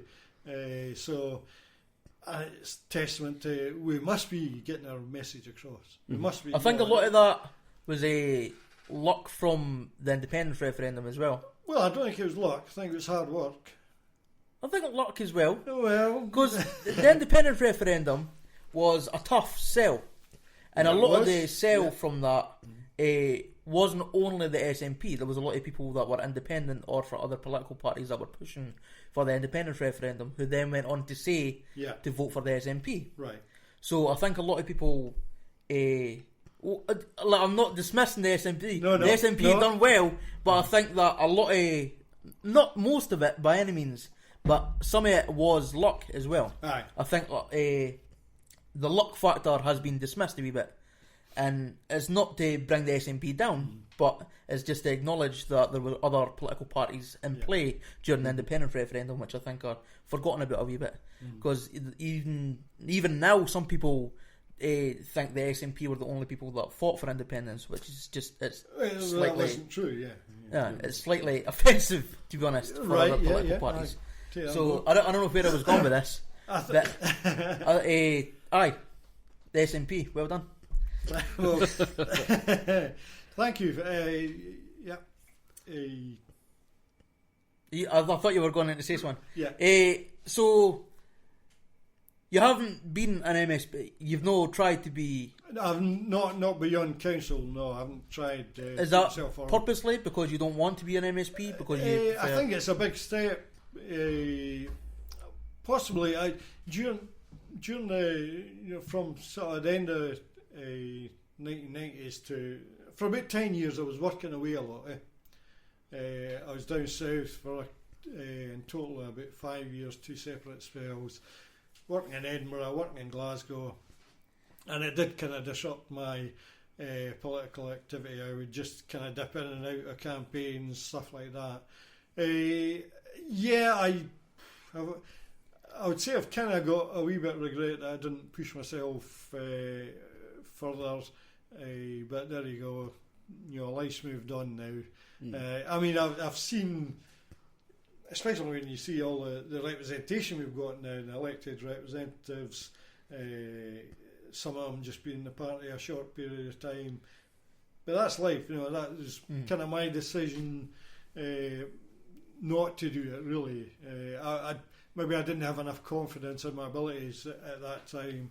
Maybe I see this as more my level. I'm happier on a local level. It's a big step up to put yourself on the national level, that's for sure. I think confidence is a really worrying aspect in politics because the people that don't have confidence don't stand. Yeah. And then you get people like David Coburn who are quite happy to stand at any point. Yeah. Don't like that man at all. No. I talk about him in every podcast we do. It's because you love him so much, the good old Coburn. He's a bumbling. It's amazing to me that he's there. Nah. He's Mr. Blobby, that's all he is. He's just bumbling about. Yeah. It's funny, like I say, I've always been active with the SNP and especially so back in the 80s and 90s. Sorry, I'm laughing. One of the responsibilities I had was vetting candidates, mostly for council, and I've actually vetted some of the guys that are now got prominent positions in the Scottish government. So yes, I do look back sometimes. I thought, I was deciding whether they could stand as councillors, and maybe I should have pushed myself back. But does that include Peter Grant? I have interviewed Peter, but Peter wasn't a problem. No, it's actually a couple of guys. We did a swap, so Central Region vetted our candidates, and we vetted Central Region, and two of the folk from Central Region are now ministers, Keith Brown and Angela Constance. So I interviewed both of them for when they were wanting to be councillors. But so when you're going to be a councillor, you get interviewed? Oh yeah, absolutely. And by the SM within is that to be a candidate? To be a candidate. Right. Yes, that makes sense. I got totally. And it's actually just got a lot tougher. Is it? Yeah, because it just. Well, you became a much bigger party now. There's going to be a much bigger party, but it's a huge job. If you think come next May at the full council elections, there'll be 900 to 1,000 candidates. So all these folk have got to be just in this. In Scotland. In Scotland, aye. Yeah, in Scotland. But for this by-election, I had to do a telephone interview with because the timescale was a bit short. I should have went in to headquarters, but timescale was really pushed. So I did an interview with 3 different folk on a conference call, and that lasted about 40 minutes. So it was. I've been to the headquarters one before in 2012. So we're setting up these procedures and trying to be a wee bit more rigorous, as you should do. As you know, folk are going to be in the public eye representing you as a party. So you know, we've been caught out, you know, in the past, and we just need to be a bit more rigorous, and the parties taking steps to do that. So, I lost my train of thought earlier. Okay, yeah. And I've got it back a wee bit. Okay. But it's not really... You're a candidate for council. You're not really... You're not talking about big national issues. You're talking about more local issues. More local issues, but yeah. this was just something I wanted to bring up. So if you're happy to discuss it, I'll happily bring it up. Yeah. Right, so Brexit was a thing that happened. What do you think of the campaign that the SNP had for Brexit? I think, I mean, for over 20 years, the SNP policy has been an independent Scotland within Europe. We've always wanted to be part of Europe, and that's never been hidden. We've campaigned on it, and every elections since the mid-90s. So that is always our position. So our position was to remain, obviously, and the actual campaign that we ran was, well, we weren't involved in or directly in the Remain campaign. It was kind of run from Westminster. Did we do enough campaign? It was difficult because we just come out of Scottish Government election, so you know, activist fatigue steps in. So I'm not sure if our campaign, had it been different, we would have got any different result. You know, it was fairly conclusive, 62 to 38 in favour of Remain. So I doubt we could have done much more to boost that figure. Going forward, like Nicola said, I've got a lot of this on the doorstep. It is an issue that folk support independence, but they don't support, they want it out of Europe. It is that's a compound. I know there is a kind of dichotomy there, but we've always been clear what we wanted. Yeah. Nicola Sturgeon was First Minister for Scotland, and Scotland voted 62-38 to remain. So she has got to represent the majority of that vote, and I have to say the vote looks like it was cross-party. I don't see any significant trends that the vote was hugely the Tories that voted in or out, or hugely Labour that voted in or out, or us, or the SNP. So I think that vote was across party lines. Yep. But Nicola is First Minister for Scotland. She's got to represent the majority interest in Scotland. She's got to try and get the best deal for Scotland, because nobody else is going to do it.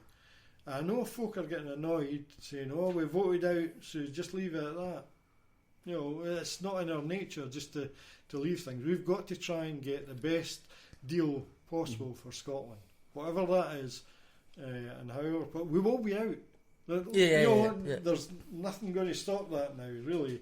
We will be out. We voted the UK voted to go out, so we will be out. So here's the reason I brought up luck. Yeah.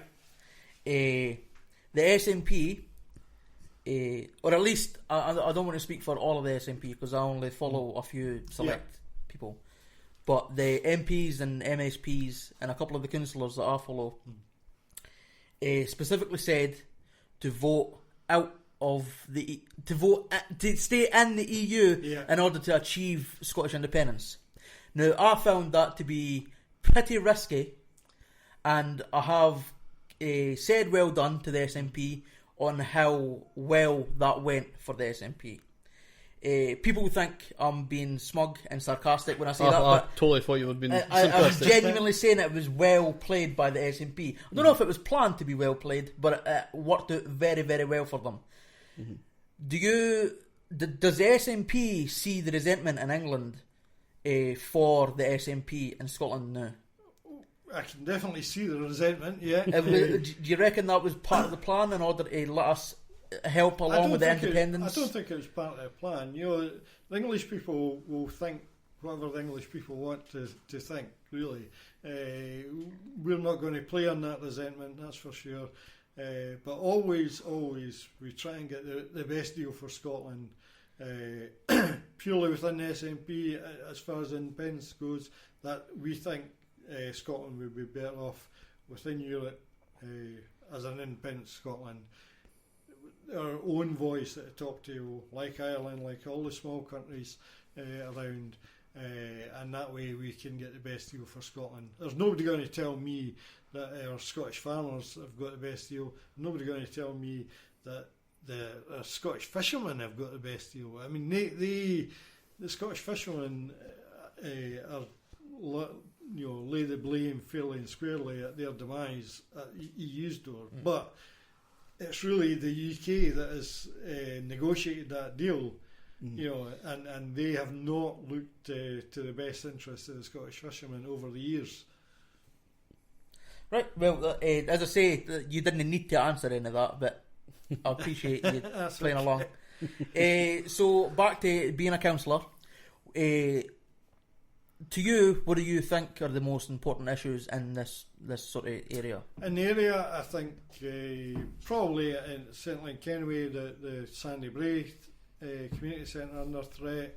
The council is doing a bit of a cash grab on hall budgets, and they're looking to close a lot of the community centres. It's ridiculous that a centre that has boxing and creche and a gym and keep fit and all the rest of it that goes on should be shut down, whereas a hall up on Leven Road, which only has one use for the Scouts, is it? The youth club. Or youth club, sorry. Which could easily be relocated. I mean that where that hall is, if that could be taken down and made into a car park and to upgrade the facilities up at the sports centre, that would be a much better use. What are they actually going to do with the Sandy Brae Centre? It's been since my sister Andreen Rutherford is on the committee, because she uses I think it's a Keep Fit she goes through, so she's their representative, one of the representatives on the Sandy Brae committee, and the committee is thinking that the council want the land, want to knock down the school. Well, that's true or not, I don't know, but I'm not sure that's actually suitable for development, because there's no access either at the back or at the front. The access at the one road is not ideal. No. So I'm not sure what they would actually do with that building. But what they are doing, and it's happening down in Leven as well, Leven Centre are getting their budget cut as well. And it's just about a cash grab. Levenmouth centres have taken 50% of the savings that they need to make for the whole of Fife, as far as community centres are concerned. 50% just from Levenmouth. That's wrong. It's got to be wrong. Yeah. It should be shared throughout Fife if there's going to be cuts and closures, so it should be. It shouldn't all be on, or certainly half it shouldn't come from Levenmouth. They've already, got the library closures through, and now they're looking to target the community halls. Is there a big call for libraries still? Because I think so, yeah. As far as I can see, I would assume that libraries would be sort of falling behind a wee bit. No, I don't think so. In favour for internet or... Well, that's part of it, but you can go on the internet in the library. They're used a lot. Used a lot by unemployed folk, I have to say. Yeah, because they can't afford access in their homes, so they have to go along and do their job searches. And we've spoke about the sanctions that can be done if you don't do your job searches. So they a vital resource for them. But I think everything should be done to encourage kids along to to read. Reading is a fantastic thing to teach your kids, and it opens up all sorts of opportunities. I think there's other things going on, certainly some of the bigger libraries. There's mother and toddlers groups go along and get them introduced to reading. And over the years, I listened, there was a wee clip on a programme. It was one of the folk through, I think it was North Ayrshire or someplace, and that was about a campaign. And there was one poet came up, unfortunately I can't remember his name, but it was on BBC Scotland just the other day. You know, he says if it hadn't been for the ability to go into the library and read the books that he read, he would never have got into poetry. He would never. He's now making a living at poetry, and you can't just dismiss things like that. I mean, there's two things, isn't there?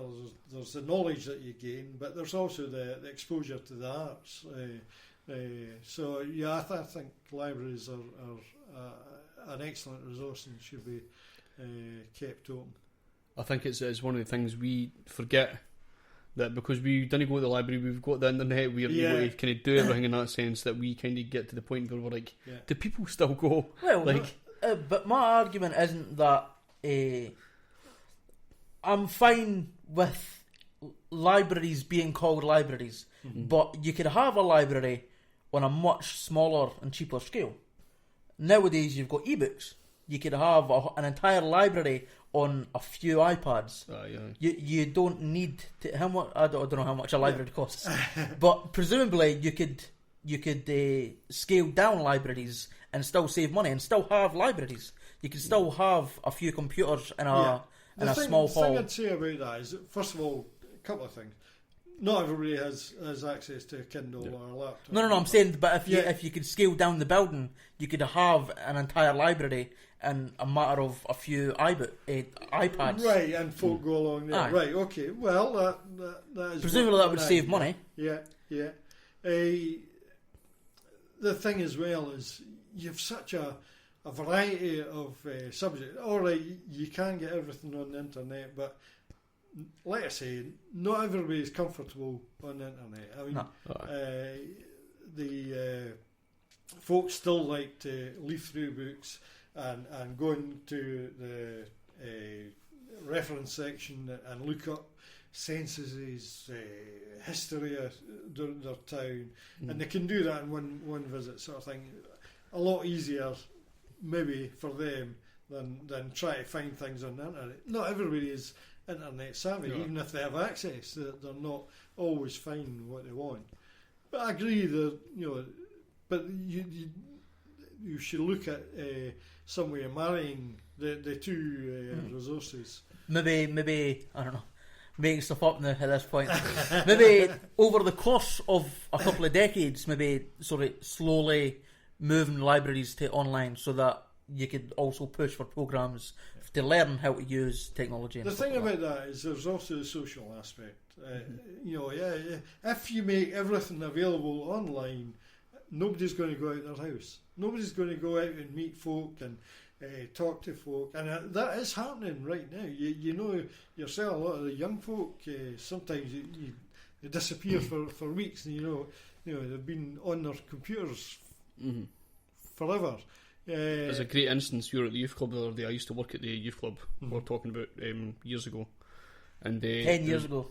About 10 years ago. Aye, Jesus.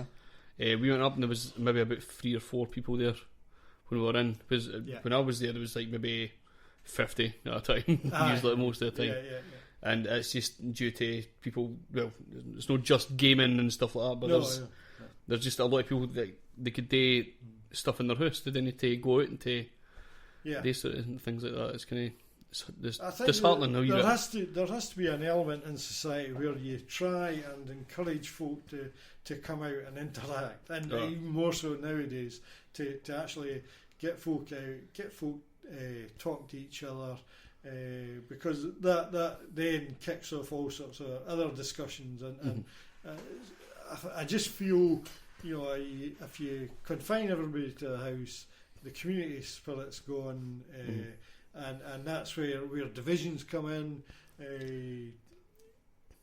we're losing a lot of, there's not so much folk going to pubs during the week and stuff like that. There's still a big drink culture in Scotland, of course, but understatement of the year. But there's a lot of the social aspects of that have been lost as well. So we can't keep cutting away and pushing everybody back into their houses. We need them to be out and about and up the street, looking at their shop local, which is another thing. But going into the library, meeting folk. There is a lot of older folk. It's a big resource for older folk as well. Oh. They love their books, and they tend. It does kind of tend, I think, to be the older folk and the younger folk. But I still think vital resource. So basically, my ideas are pish. Yeah, that's what we're establishing. Oh, that's your Basically, one. Craig, that's it. That's entirely your Right, so you had a bit of a rant the other day on Facebook about Colin Davison. Oh, right, yeah, about UCG. his plan to support any ban on UCG. Well, Aye. he's kind of missed the boat on that because back in October, the Scottish Government, announced that they were blocking UCG. This may have been made in August. Well, it may have been. That was a bit prescient of him. I doubt it would have been, actually, but the Scottish Government have got they're using the planning system to block any development of UCG. Ultimately, of course, what they would like to do is get Westminster to ban issuing licences. Once again, we're stuck with this thing where we're waiting on Westminster doing something. Meanwhile, we've got to do what we can. So the Scottish Government have said unequivocally that they will block the UCG through the plan process, and they would like Westminster to stop issuing licences. I remember when there was a debate in Scottish Parliament about this. I think it was about this. This is fracking. This is fracking, right? Yeah. Different names have got me all confused in that. So there was a Scottish Parliament debate on this, and I remember Labour voting for a ban, and the SNP didn't. And the people that are normally on my side were talking about how the SNP will support fracking and all this. I tried to explain to people. They'd posted this article that was written by some expert, and they said that the expert said that the SNP were in the wrong. But when you read the article, the guy said that there was a difference, and if you supported a ban, you would need to go to court with it. And the SNP were supporting the moratorium in order to not need to go to court, because if you go to court, you might lose. And if you lose, you've got fracking in Scotland. And this seemed to just be a political ploy by Labour in order to get the SNP on the back foot again. And it seemed, I don't know if it's worked or not, it didn't seem to have worked. What, from whose point of view? From Labour's From Labour's point of view. You think so? I don't think it's worked. You don't think it is? No, I don't think so either. No, I mean, you've explained it just as well or better than I probably could have. That's probably. Exactly what yeah. Don't give him any. Just no. Credit where credit's due. Absolutely. You could take it through the courts, and we all know that could stretch on forever. So the Scottish Government have said they will block it through the planning process. That's what they can do right now. What they want the Westminster Government to do is to stop issuing licences, and that's where we are at the moment. So I'm afraid Mr Davison won't get any chance to vote for a ban anytime soon. Well, of course, as an impartial podcast, we'll give him the chance that it might have been printed on August. Yeah. Fair enough. So that's fair enough for us. In your leaflet, there's a specific dig at 5 Labour. Labour cannot be trusted, is what it says. I just love the fact that during your leaflet you had time just to really get in at them. Well, they've got more fun than the Labour. They could get I don't know about that. You've got a better leaflet. Yeah, okay. and you've got a picture of Nicola Sturgeon, which is costs money, There you I would go, imagine. there So you were complaining about complaining like you're a woman about the closures of schools and libraries across Fife. Yeah. So as a skeptic and as someone who wants to notice problems, we had a look for school closures by SNP councils, and they couldn't find any. That was annoying. I was wanting one. Oh dear. To be fair, we Didn't had have a lot of 5 time. minutes to do it. We had Five five minutes. minutes. 5 minutes. So to you try might and have find got something. lucky there. But We're in only the able to 5 find minutes, 3 articles, so aye. within So the- that's annoying. So I've got none to Yeah. pick you up on Aye. there. I'll take your word for that. We'll be checking afterwards. yeah, You've got an Oh, email. definitely. Yeah. We'll have something ready for Thursday. When you're not here to defend yourself. Exactly. Be perfect. Right, so in this part, so Labour promised to take responsibility for their decisions and not blame anyone else. The reality is that when things go well, Labour will turn up for the picture for the paper, but when things don't go well, they just blame the Scottish Government, their partners and their own staff. Well, yeah, I think so, and if they ignore the fact how well I think. Obviously, I think the Scottish Government have been doing. There is £100 million pound extra for education this year. The NHS is actually the best NHS in the UK. Despite all folk take individual bad stories and blow it I've up. always the hated that. overall picture is great. I had one, a guy the other day, yesterday in fact. I put a leaflet through the door. They weren't in. By the time I got round the other side of the street, they'd arrived back in a car and they came running across. And he started off, I've always been SNP, but now I don't think I will be voting this time. I said, why is that? He says, the NHS. And he started off, and he was interspersing his bad story with his wife's good story. But that's got to be And I couldn't. I said, well, look, no organisation will get everything right. Yeah, let's face it. The NHS is the best NHS in the UK at the moment. We're putting extra money in to train extra nurses, but we've got this barrage of SNP bad stories in the media and the press and the telly all the time, and folk are picking up on that. The NHS is in very good shape. We're putting extra money into education. We've got the new Leven Academy down there with money for Scottish Government. Both schools were needing replaced, so we've done that. We've got a nice modern facility, and hopefully it'll do the area great for It's looking good. I've seen some videos of it and it was good. Like. It's much better than Blockhaven. Well, that's it. And it's got a tie-up with Fife College and the new smaller energy part that's going up at Muir Edge. That's going to provide opportunities for apprenticeships. The apprenticeship scheme overall in Scotland has been boosted. I think it's 25,000 off the top of my head. I'm not 100% sure about it. I think it's 25,000 apprenticeships. We'll get you with that on Thursday as well. Yeah, that's fine. You can check my facts later. So, I think we're doing well, and Fife Labour they are the party in power on Fife Council. They go on about budget cuts. The Fife Council's budget was cut by $6 million. That sounds a lot. It is a lot of money, I suppose. But that's from a budget of over $1 billion. So, you're talking about a tiny percentage. We've managed to freeze the council tax over the past 9 years.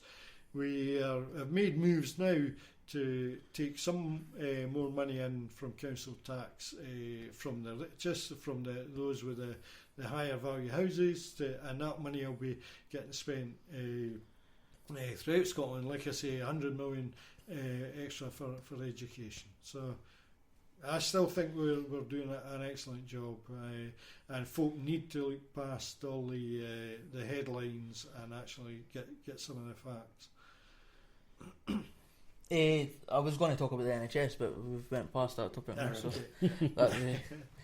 that's pretty much all I've got to grill you on, to be honest.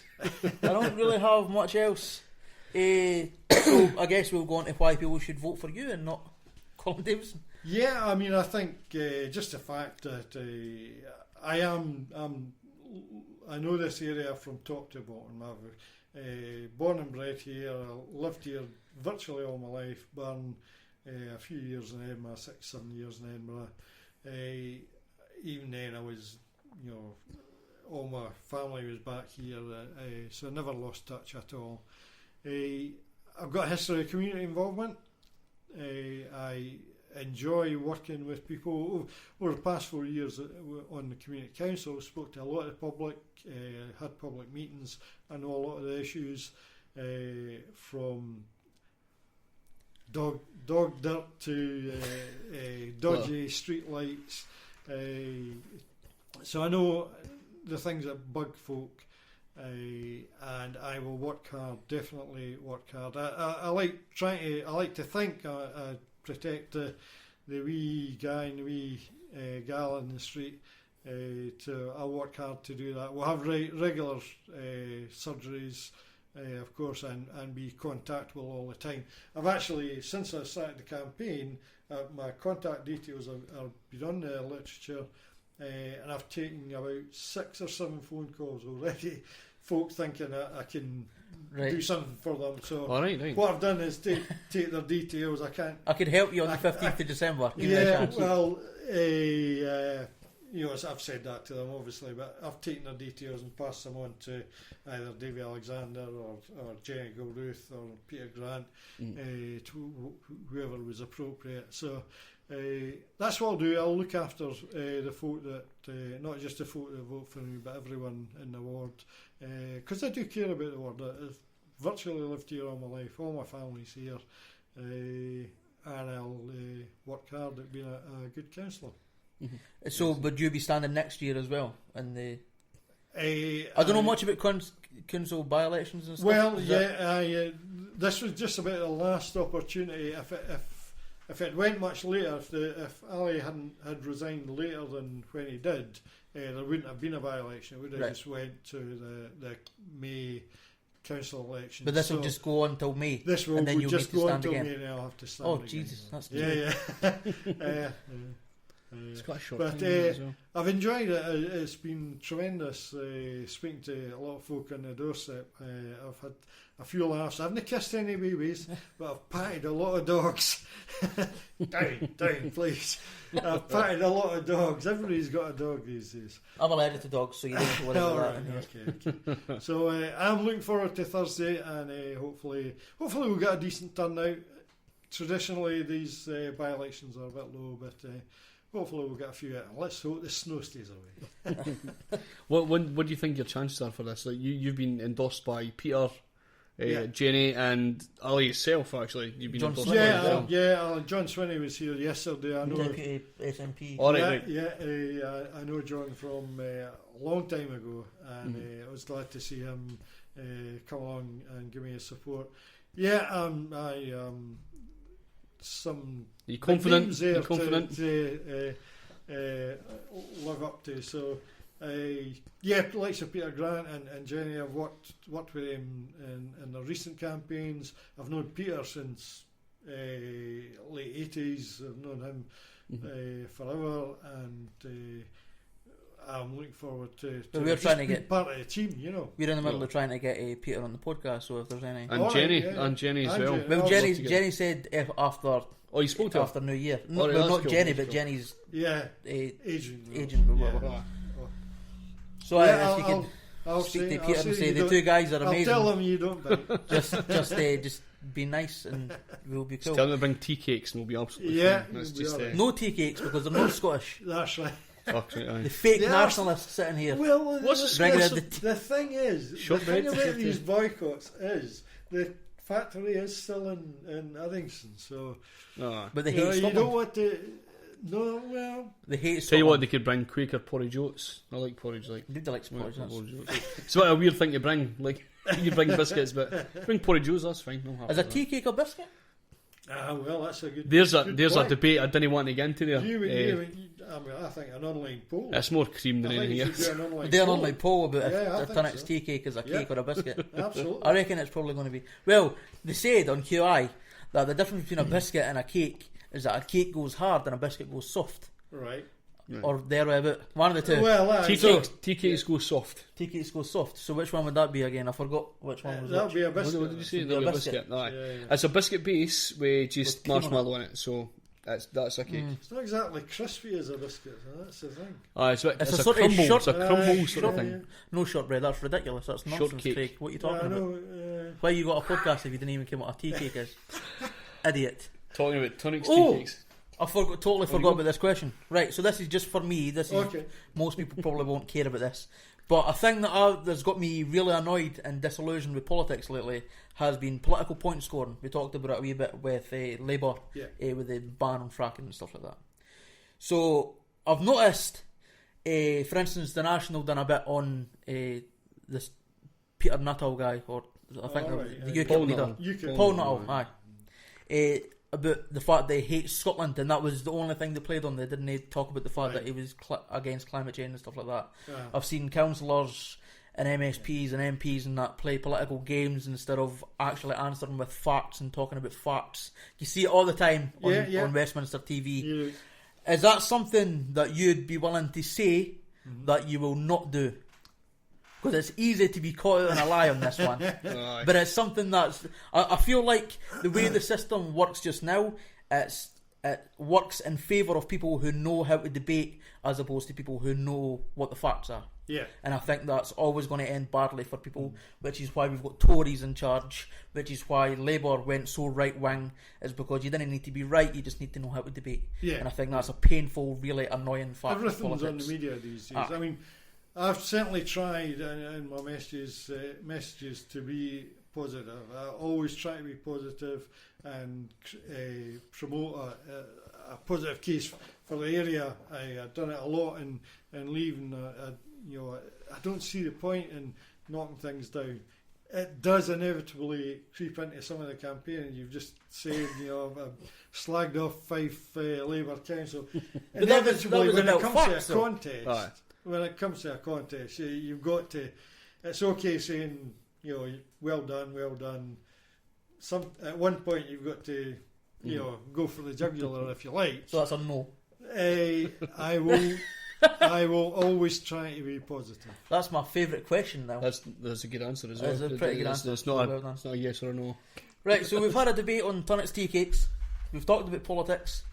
We've talked about why you should be the councillor. Is there anything else you want to say before we go off air? Off air. We're not on. On a pre-recording. No, just I hope folk come out and vote. That's the main thing. Please come out and vote. Don't let it go down below 20%. I don't think it will. Let's try and get above 25%. That would be great to see a bit higher level of interest, and that it's always nice to know that folk are engaged. But very difficult circumstances. 2 weeks before Christmas, might be snow on the ground. Who knows what? But please come out and vote. And I hope if you like what you've heard, then vote for me. Excellent. Well, thanks very much for coming on. Thank you, Craig and Steve. Thanks, man. Cheery bye, I guess. Thank you. Cheery boy. Goodbye.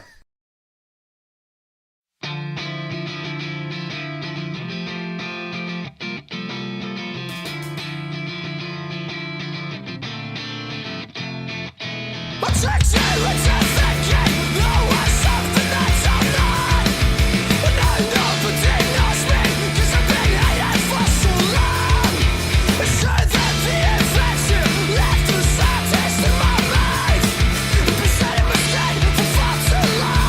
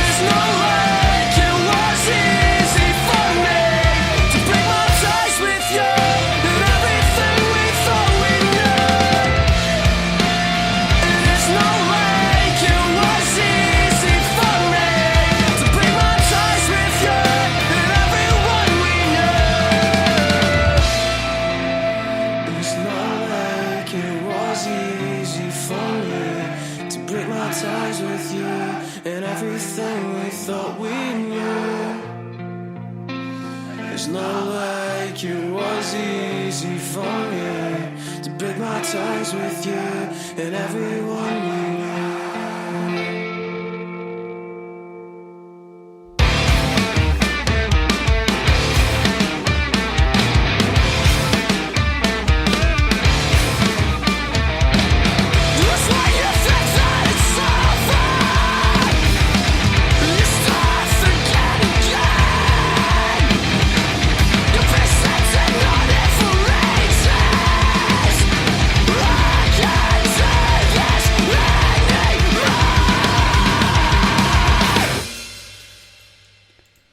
Would you not agree that it's the most metal podcast we've ever done? Pretty much the most metal podcast. It's like mad metal stuff, man.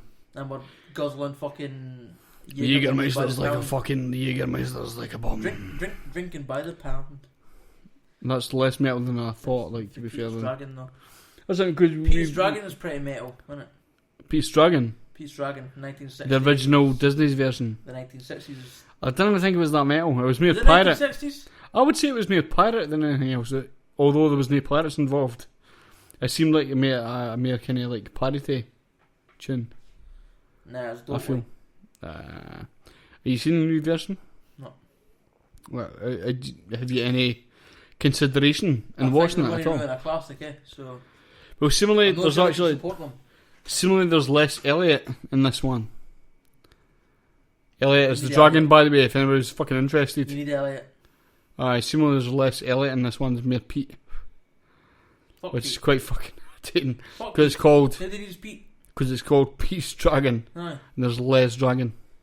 Aye. It's like Game of Thrones, man. They always I wonder fucking. if Pete, Those- sorry, In spoiler alert. Game of Thrones, they always put forward the fucking dragons and stuff. There's really not that much dragon, to be fair. I wonder if Elliot finds the woman's husband.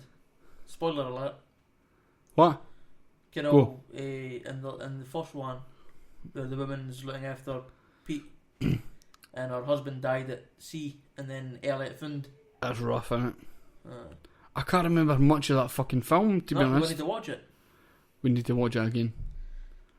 We're getting drunk right now. A good fucking watch would be the Pete's Dragon. We're Wow. celebrating the election, the success. Aye, we're here to be celebration. Basically, this podcast will be finished by about 10 o'clock. Hopefully. I'd imagine. Hopefully it's finished by about 10 o'clock. Well, we've only paid for 2 years. Alright, we get 3 hours of live stream. Aye. Which is good. It's pretty good. Well, to be it's good that we pay for stuff. Aye. And we didn't get paid for anything else. We didn't get paid for stuff. We pay If for anybody stuff. wants to sponsor us, though, We'll love a sponsor. like for roughly Sponsor us, fuckers. £12 a month would be. Aye.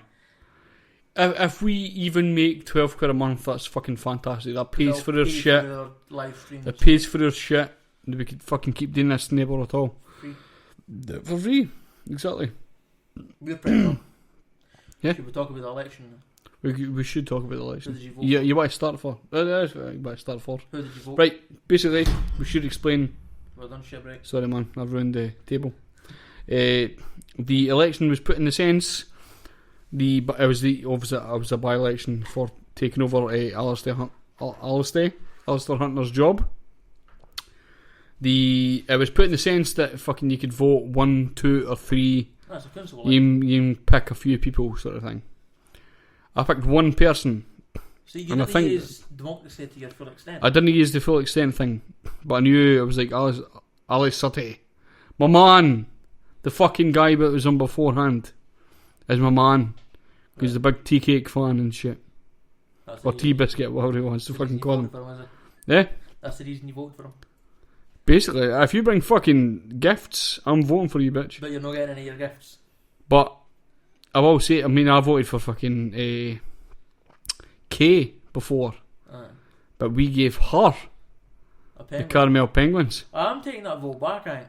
Aye, Unless she does. bitch. Unless she does come up for a podcast one day That'll be fun. wearing her big necklace thing. In which But- case we'll forget about the penguin net. Aye, aye. Won't we? But that means we need to have like a bald person in the We can house. talk to the security as well, though. Yeah, a bald guy. We don't want a bald guy, do we? Yes. Do we want bald people Sorry, in you the house? wouldn't want to speak Talk- to talk to a political bald guy. security. A guy that fucking looks after... You wouldn't want to hear about political security stories. A guy that looks after a necklace when he goes outside. A bald guy. Political security guard. Nah, it's fucking... He's not going to much You wouldn't want to hear He's not got that much of a job. You wouldn't want to hear about that. Let's be honest. He's not got that much of a fucking job. Are you fucking stupid? You would not want to see somebody who's paid to look after political people. Trust me. He's not got that much fucking work today, is he? Yes, You already came to the fucking conclusion that Kay wasn't that important. I said she wasn't as important as we thought she was. Exactly. Which But that just means she's basically... not important. Right. It just means she's not as important as So I thought. you're going to get a guy that supports... It was a fucking joke. You're I thought she was the provost. She's the deputy provost. It was a fucking joke. You're going to get the and guy... everybody who's heard that podcast has now said to me, you called the deputy provost unimportant. No, I fucking didn't. I said, jokingly, that she was less important than I had initially thought. Yes. That's all I said.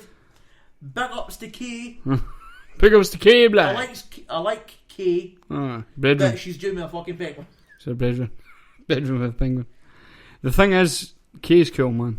Kay's cool. She was in the recent episode of The Council as well. It's interesting. Had a few drinks. I mean, yes, I have.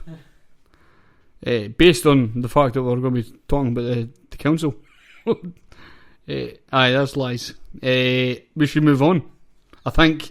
Let's fucking move on, Fanny Boss. Right, so I also voted for Alistair.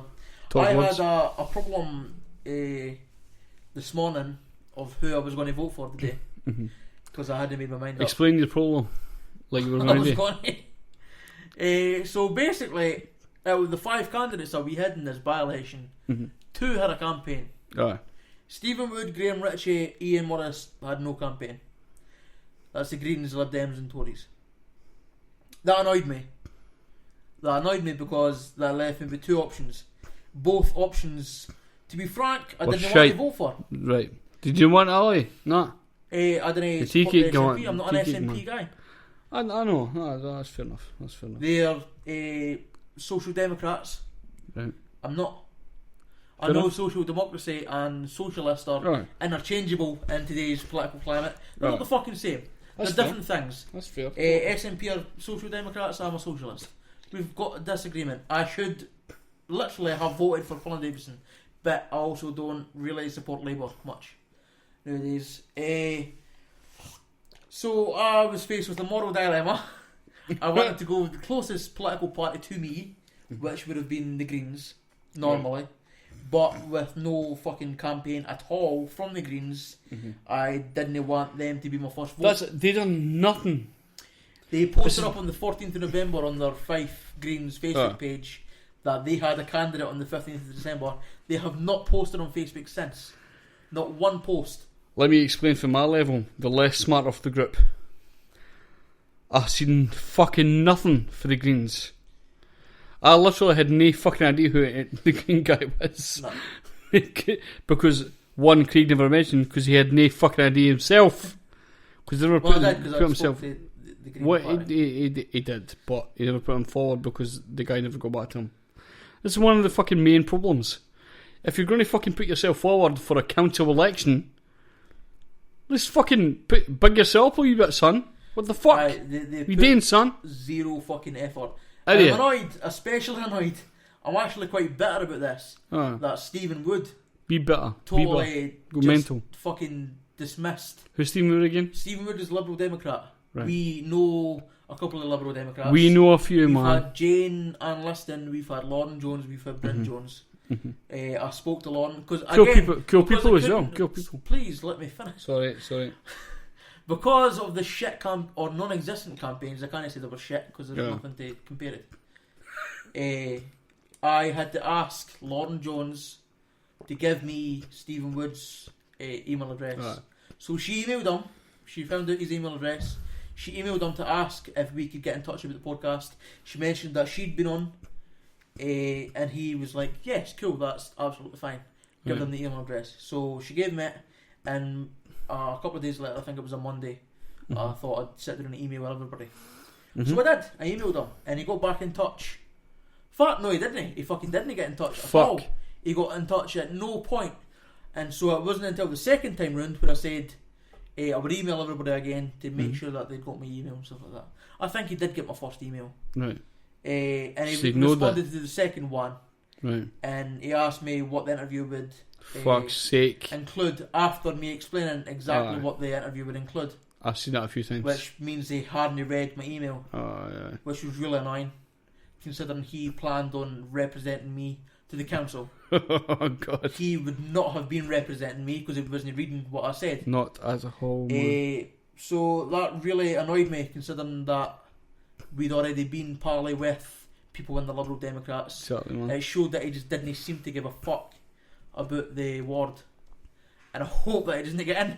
I was fucking bad as shit. I think we're being fucking honest here as well. Because a lot of people will be like, oh, the Lib Dems are alive, the Greens are alive. But we're being fucking more honest than a lot of these fucking people.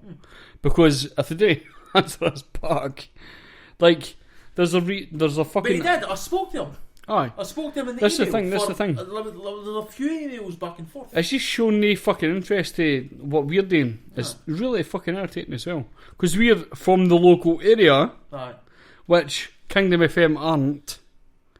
They're from Glenrothes or like, Dunfermline, some people say. I thought it was Mark Inch. Is it Mark Inch? Fuck knows. So I'm not here. We're the only fucking people showing any interest, apart from the East South Mail, obviously. Aye. They're the people that get into the fucking kind of situations. I didn't see any campaign But- for them in these. I never paid attention a lot of time to the East South Mail. I would imagine that the SNP and Labour were in there. But You want to talk about trying to get a fucking press information? No, Nah, fine. we were trying to talk about. Aye, that's really annoyed me that no one seemed to give a shit. And here's what I want to talk about now, is how much of a bad fucking idea that was from the Greens. The Greens had a fucking terrible idea by not running a campaign. Laziness, I know man. Laziness. that they're planning on going full force in May for the council elections. This would have been the perfect opportunity to get a seat in this ward. Because there was only two political parties giving a fucking shit about this one. Yeah. They could have been the third one. They could have given a very serious opposition to both Labour and the SNP. And if they had won in this by-election, that would have made their job easier in May for this ward. Because you had more chance of getting elected again if you've already made your face known. Alistair Suttie is unknown. Colin Davison is unknown. So they're all unknown, aren't they? Aye, they're all pretty much unknown. Aye. So they were on equal planes, apart from the fact that it's SNP and Labour that got behind them. Aye, totally. But if he had given a strong campaign for this by-election, he could have made it much easier for himself in May, and they didn't fucking do it. It's who are the people in charge of these political parties? Is there any chance that they put campaigns forward for like other places rather than Kennoway? There was none. Nothing at all. No. Why would there be any by-election? Because no, I'm saying like they put their kind of care towards other places rather than here. Maybe. Rather than Kennoway. Aye. That's a perfectly rational argument. Is For that me, they don't give a fuck about this ward. It's fucked Because up, it's a innit? shit ward. It's Leven, Largo and Kennoway. Who gives a fucking shit? Us that live here. That's who gives a shit. Just And the because two. it's such non-fucking doesn't matter people, fuck it, who cares? If you're in Dunfermline, they'll give a fuck. If you're in Kilcormac, they'll give a fuck. Glenrothes, they'll give a shit. Kennoway, who cares? It's just Kennoway. Why give a fuck about Kennoway? It's really irritating in the sense that like we like to think ourselves kind of openly like involved in the whole thing. Aye.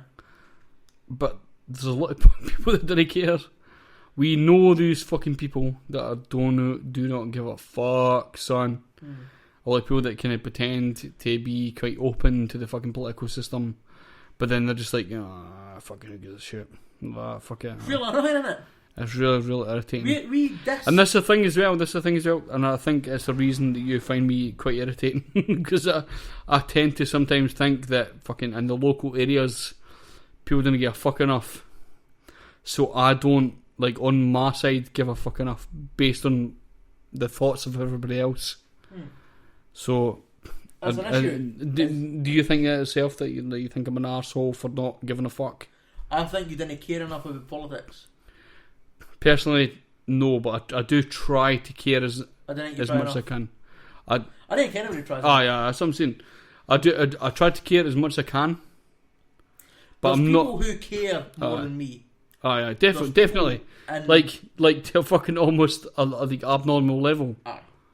I do try to care as much as I can, and there is fucking days where my day suffers due to politics.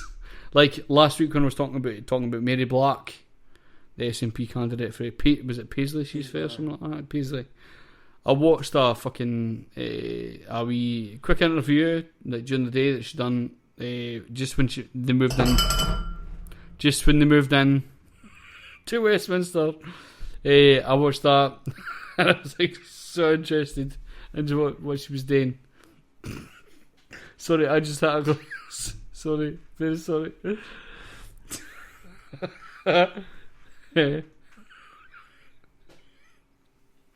God.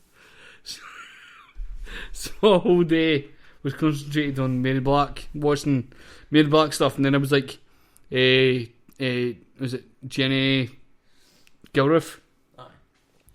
I was watching Mary Black stuff, and I was like, Jenny Gilruth, she's a local person. We'll fucking check some Horrid stuff. Check some of her stuff, and I was like, went back to Mary Black, and I was like, fucking politics are my shit, boy.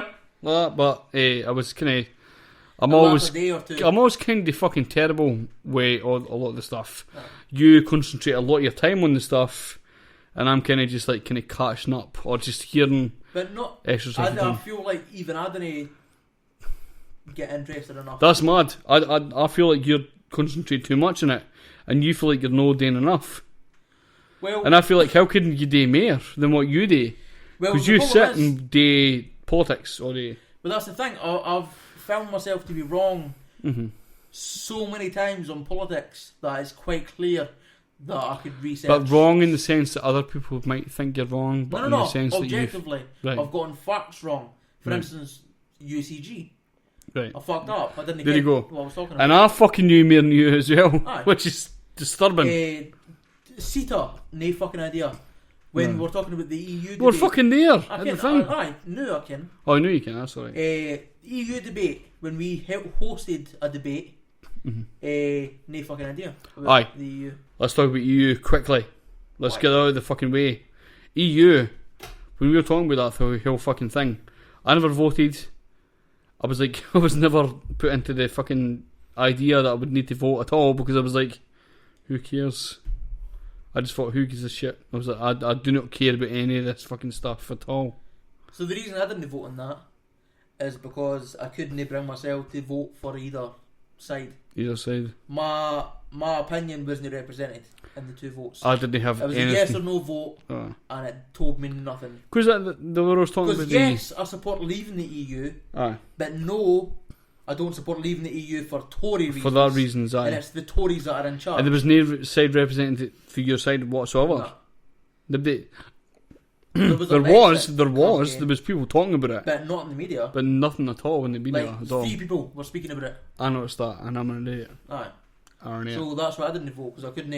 I didn't want to vote to say yes, we should stay in the EU, and I wanted to be outside of the EU, but I didn't want to say yes, I want to vote outside of the EU, and then have my ideas be misrepresented as xenophobic.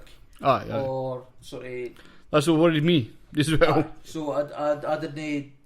Nathan was listening to my actual opinion on EU.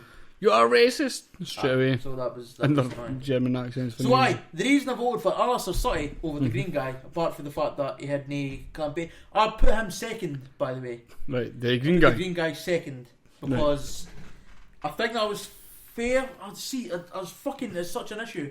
So you think he's a green guy, so you just, is this the way it went? You assumed he's a good guy, he's a green guy. It's party policy I based it on.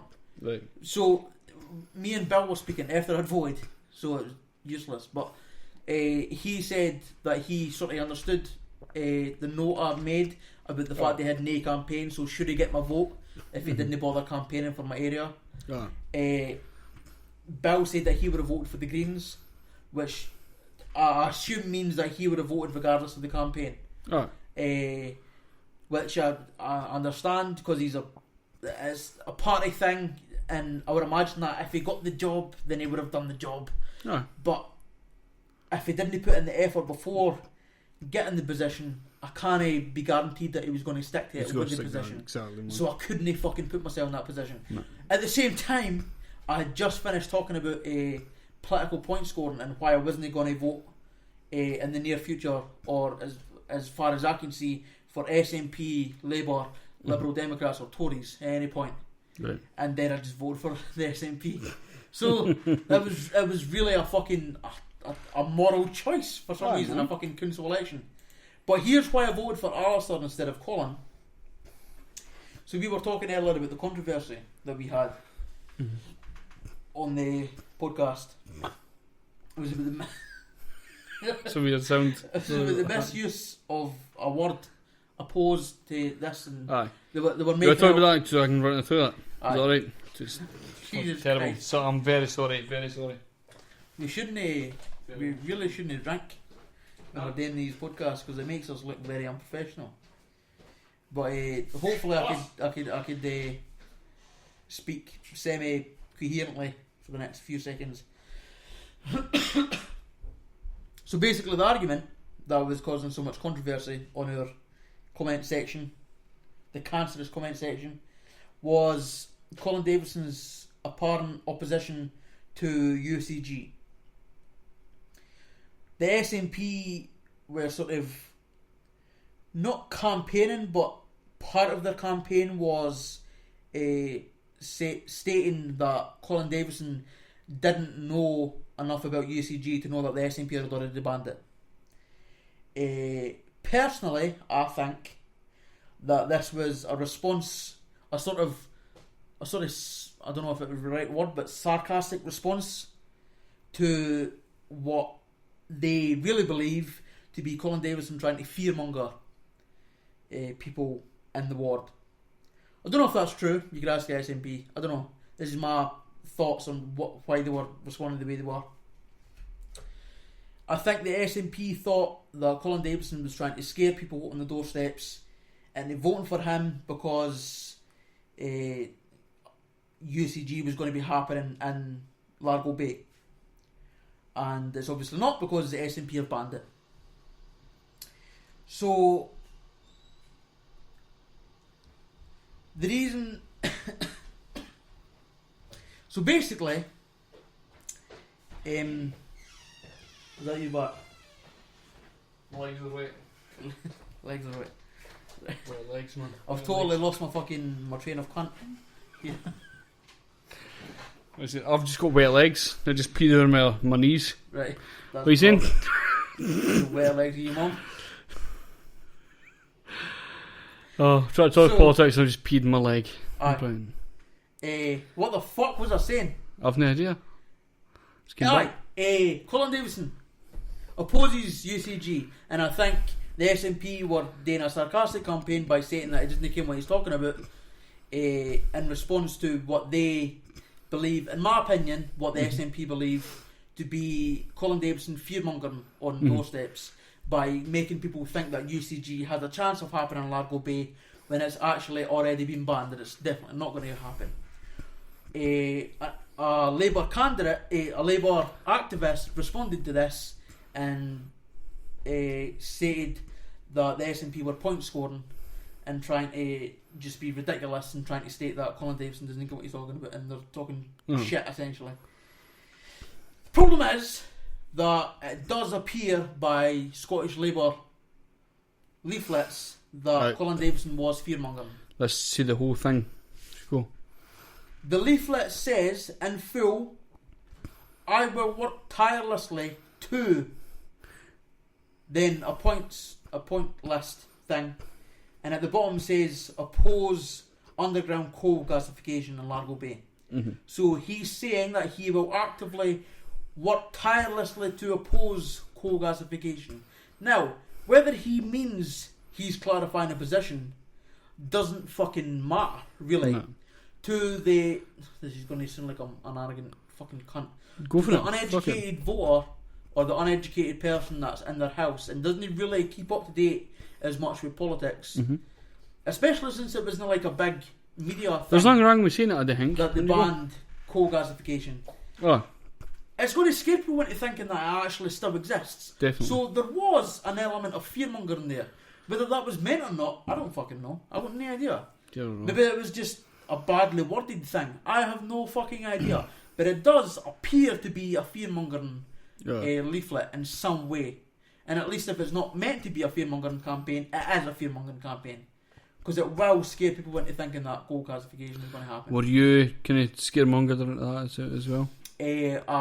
No got a fucking position on Well, coal we gasification. spoke about it as well. I kind of From the one video I've seen on coal gasification, I have no fucking idea why they're opposing it. aye, But then, because it's really kind of substandard stuff. but then I really. don't know why the fucking SNP banned GMOs. Well, the, Actually, that's a lie. I the- do know. the because idea- of fucking corporate friends. That's why they banned the idea of coal gasification is kind of re-burning the already burning of fossil fuels. No, it's not.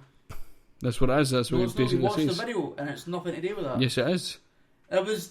They talked about fucking using the gas from coal without taking the coal out of the ground. So how would you burn it? I bet And it's a green. you burn through it. Is what I'm saying. That doesn't make any sense. Maybe we need to Did watch I that watch shit this again. video properly? I don't think you This did. is why I've not got a fucking opinion on UCG. This is aye. But there is a very good Right. there is a very good chance that it's the same kind of it's the same kind of fearmongering that happens with GMOs, Aye. which was a bullshit ban by the SNP and something that I'm very critical of to this day, Mhm. and will continue to be critical of even when the Greens come in. There you go. Eventually, if we ever get a Green candidate. which Do the you think NCP that will happen, man? At some point. That we'll get a Green candidate. Do you think eventually we're going to get to a point where we just get everything we need?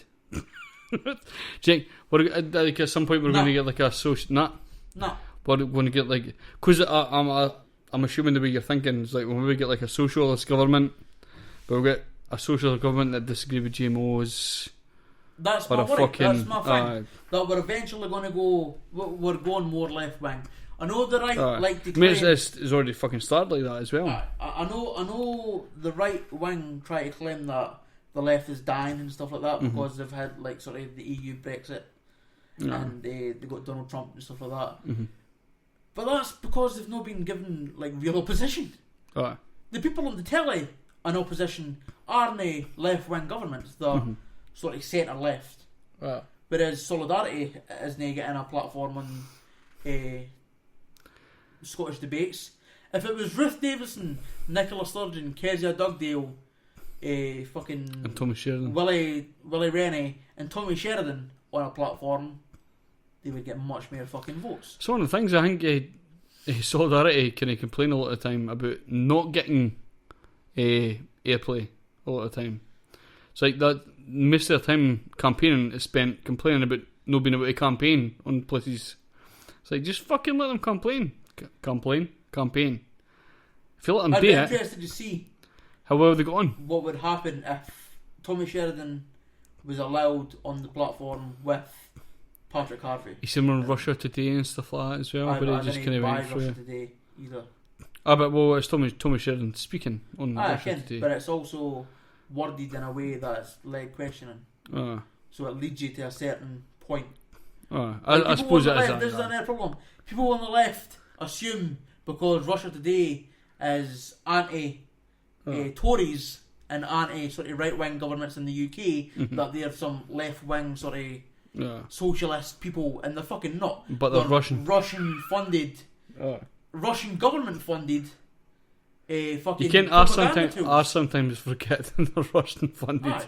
And fucking Al Jazeera is Qatar royals Aye. that are funding that. Like, come on, you can't dismiss the BBC for being state-funded media and then go, oh, but Russia Today's trustworthy. Oh, are they? Really? We need to have a fucking discussion about that one day because that's interesting. We'd love to have a discussion. Let's talk about the 500 extra civilian kills that Russia have compared to coalition forces, which include France and the UK and the US, all combined. Let's talk about the 500 extra innocent people Russia killed. Let's see how fucking pro-Russia some of the left are when they hear about the extra fucking killing of civilians Russia have. Because they're apparently legally in the Syrian war. Let's go by fucking legal systems and war, shall we?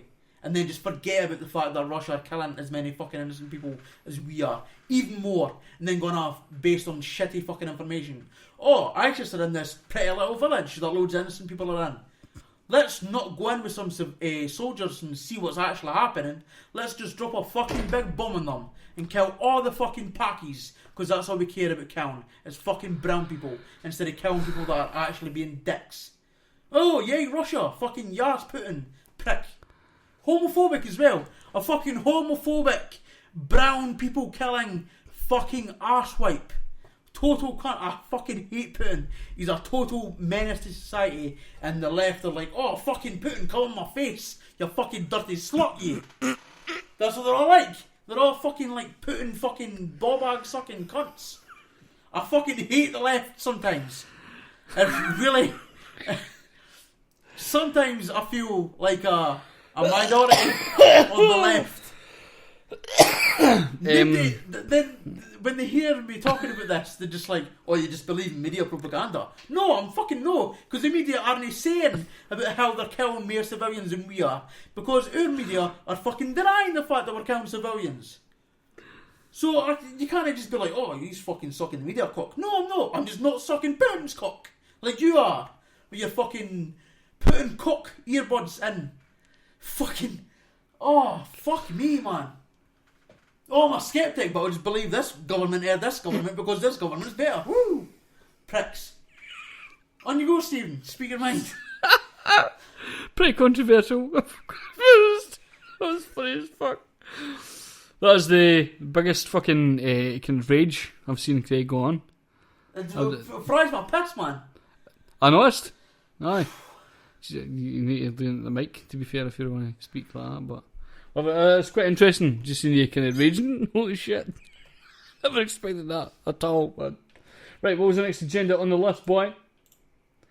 SNP Westminster. Oh, predictions. Why? Alistair Suttie's going to win because he's the SNP. We've established We this. established that straight away. I knew because fucking everybody's got this kind of blind masturbation towards the SNP that everybody's going to fucking vote for Ali. And there's blind... And we almost said that to Ali.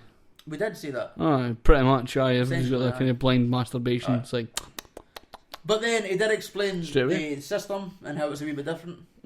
And we do know now, objectively, annoyingly, that lower turnouts tend to go more in favour of right-wing government. So maybe it's not as clear-cut, but it is clear-cut. The SNP are going to win. They fucking always do now. And that's why they're going to win, because they're SNP.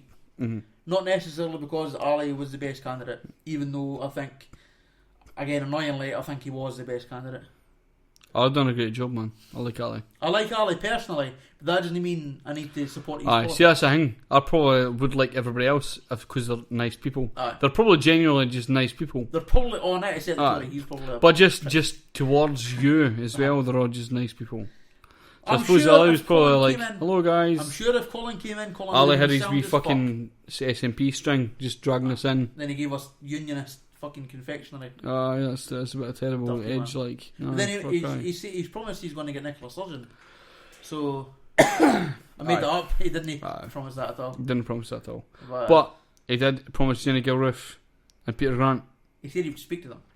So therefore So promised they're coming. If he doesn't speak to you, Peter Grant and Jenny Gilruth, he's a fucking liar. He's a big liar. Although, what's funny though, is during this controversy, I weirdly just thought, I'll email Peter Grant and see if he's got an official response for Labour.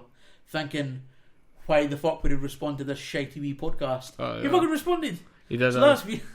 Big up, fucking large up to Peter Grant, by the way. Ask him to come on. I've already emailed him. Shit, right. And he didn't respond. Oh, can you fucking But do I it? might Facebook him now, because he seems to respond to Facebook better than he seems to. Go for it, man. I thought I'm fucking amateur hour, just like Facebook and politicians and that. But then I've also got this weird rock star thing about politicians, because I'm into politics. I'm like, Peter Grant is like Ari the Rugged Man to some people, right? To me, which is pathetic. Level 5 people came out to talk about. Aye, like I could go In fact, tomorrow he's going to be. Then he just He's going to be in Kennoway tomorrow, so I could Peter easily Grant. just go and speak to him. yeah. But because I didn't, I'm like, oh shit, I've seen him on Westminster TV. Peter Grant, you thought about? Aye. We could just phone him. Yes, No. you could, aye. Right, we'll phone him. So, but that's what I'm saying though, is Alright. I've got this because I watch Westminster TV. I'm assuming that he's like this whereas He's I'm untouchable. The, sort I'm of the thing. only person that watches Westminster TV. Right, He's aye, not aye. actually that sort of Aye. person. He could walk about the street and no one knows who he is. So, it's a weird thing. Have I covered everything? Yes, you have. Right. It's fantastic. We're about to finish as well, which is Right. fucking fantastic. Anything else? Was there no one last thing? No, that was it. That was it. Are you sure? Legend. I was basically fucking the last thing was like a rubbish thing that we thought earlier on. We were like, fuck it, we'll Well, if you bother. do want to talk about that, then that's fine. That's fine. We'll just leave it as because it's pretty much rubbish. Leave it at moaning about Russia. Aye, it's pretty much perfect, man. So, thank you every motherfucker for tuning in.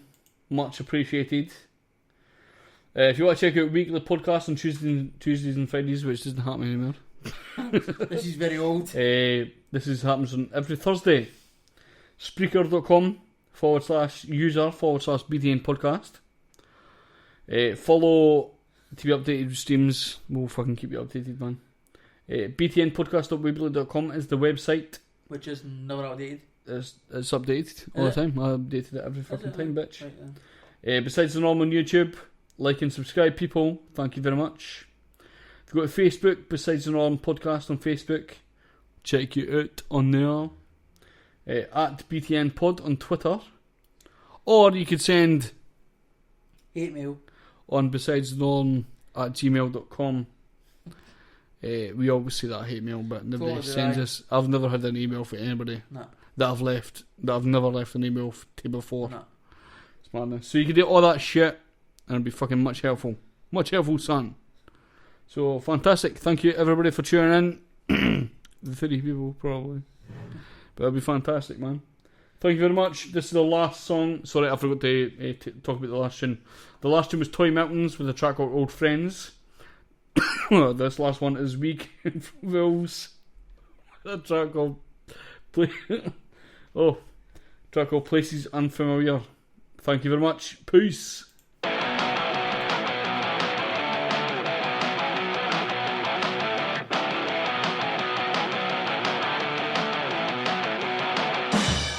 This isn't a game.